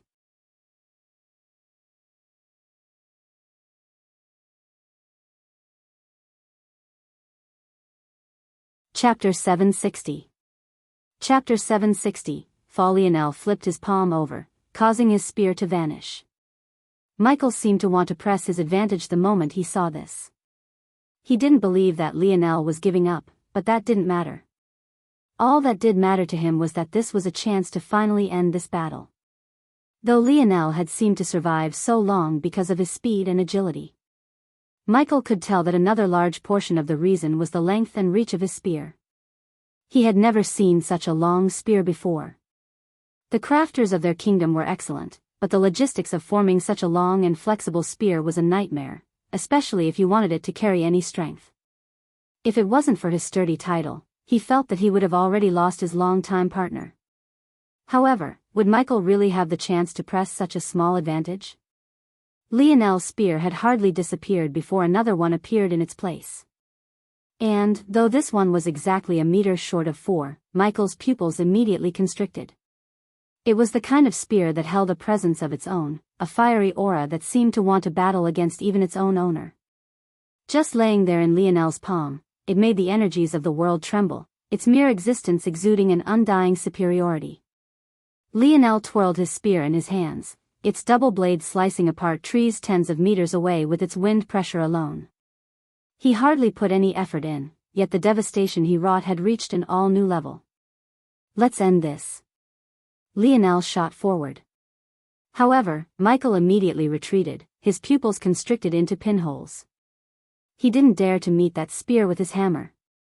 He could already see the future where a weapon that had followed him for decades would be split into two, taking his arm along with it. However, Michael's wishes didn't matter in this regard, not even in the slightest. Lionel's spinning spear came to an abrupt halt, the the sound of tearing air making Michael's hair stand on end.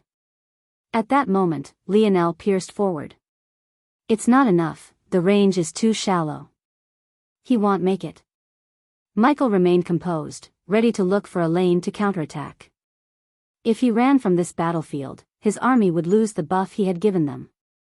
The instant this happened, the slaughter would ensue once more. Even though at this point the situation still wasn't in their favor, it was at least far better than the alternative. And, as long as he killed Lionel, the momentum would shift and victory would be his. Such a ragtag group of commoners, what did they know about honor? About duty? About bravery?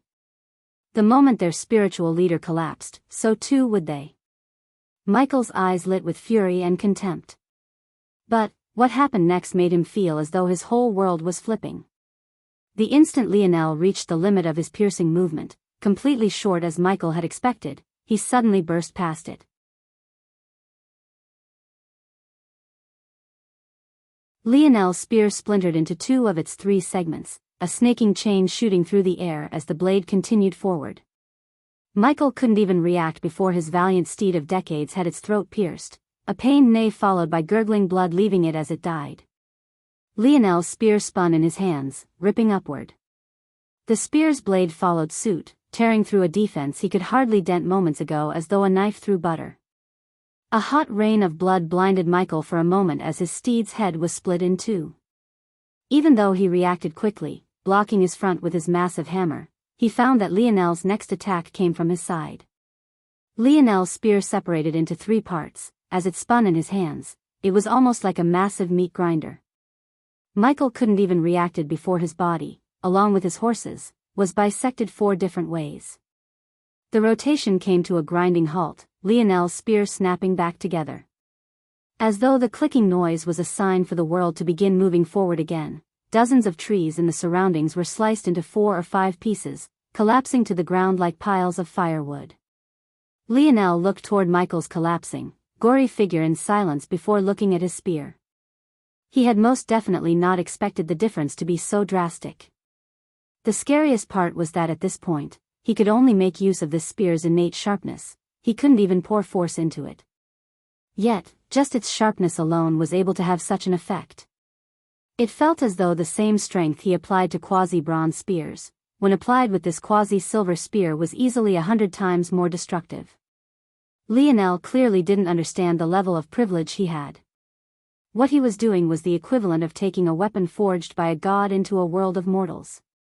How could it not have this sort of effect? But, it was for this exact reason Lionel never casually took the spear out. He could use it here because he was in a zone.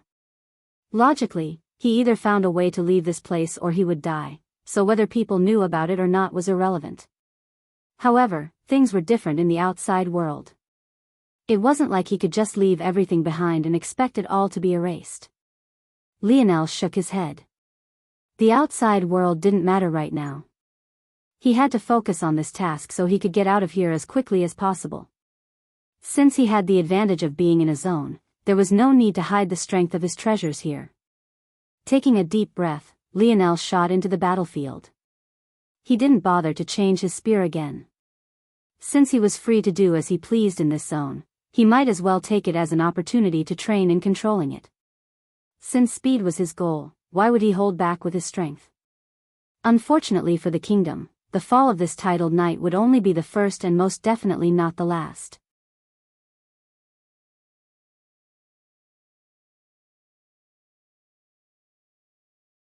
Chapter 761.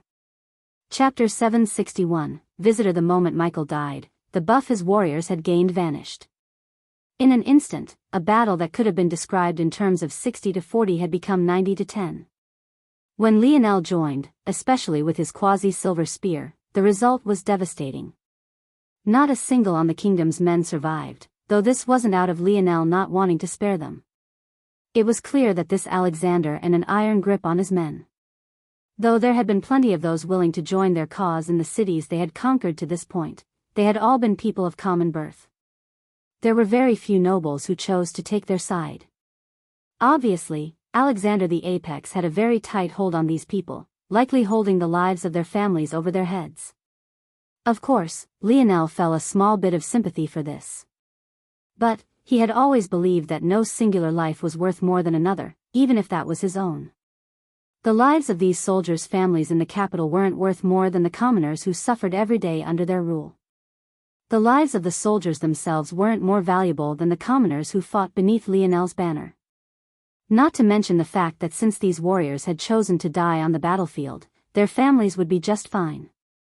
Other than a small pity he felt, most of Lionel's rage was aimed toward a singular man. The news of Lionel's army taking out a titled knight spread like wildfire, but nothing was more shocking than the sweeping conquest that occurred right afterward. Lionel doubled back to the cities his 4 armies had probed in these last 2 months. Each and every one was manned by an earl, making them among the largest cities this kingdom had to offer. They had only barely begun to recover from Lionel's first assault when they suddenly found themselves under a second siege. But, to make matters worse, Lionel was no longer using his quasi-bronze spears. Every time his spear spun, even without the use of technique, he reaped dozens of lives. And, maybe the ironic part was that it was better when Lionel didn't use a technique at all. Not only did this preserve his stamina, but the extension of these techniques weren't as potent as meeting the blade of the double-headed spear alone. If Lionel was just powerful, things might still be fine. But the issue was that he paired this with seamless tactics that completely stifled the kingdom. It felt that in just a year, half of their territory had fallen. Yet, they were supposedly facing a ragtag bunch of commoners. Not only did those 4 cities swiftly fall, but reports that a main water source had been diverted reached the ears of the kingdom soon afterward. Somehow, Lionel had managed to both block a main river source and divert it.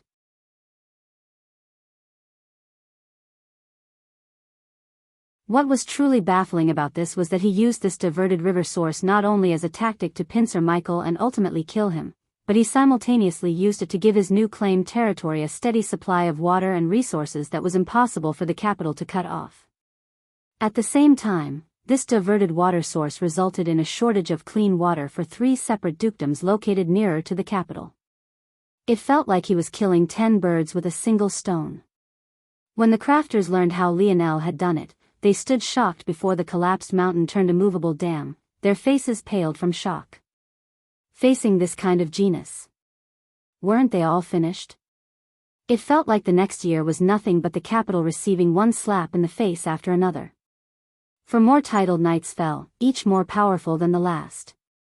The kingdom had lost 40% of their territory. And at the moment, they were in the process of being completely starved out, their resources systematically claimed by Lionel one after another.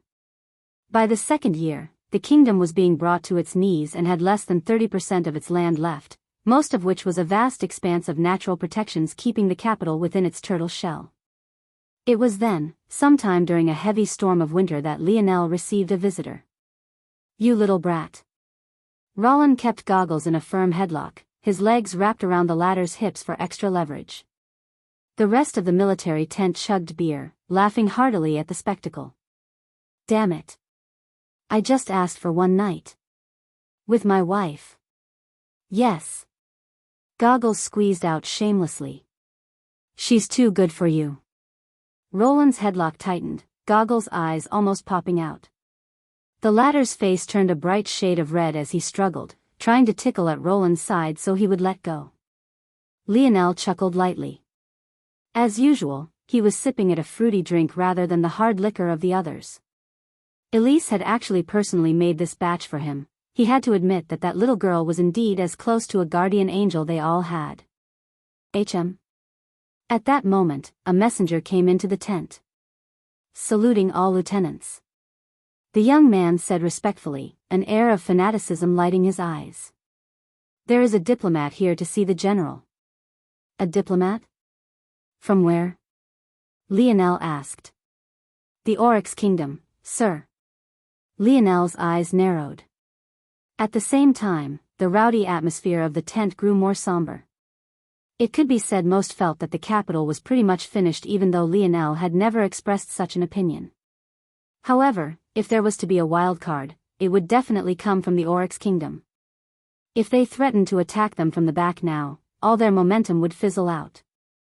Their upstart group, even after 2 years, didn't have a strong enough foundation to deal with such things. It would be one thing if Lionel had had these 2 years to bolster them with his crafts.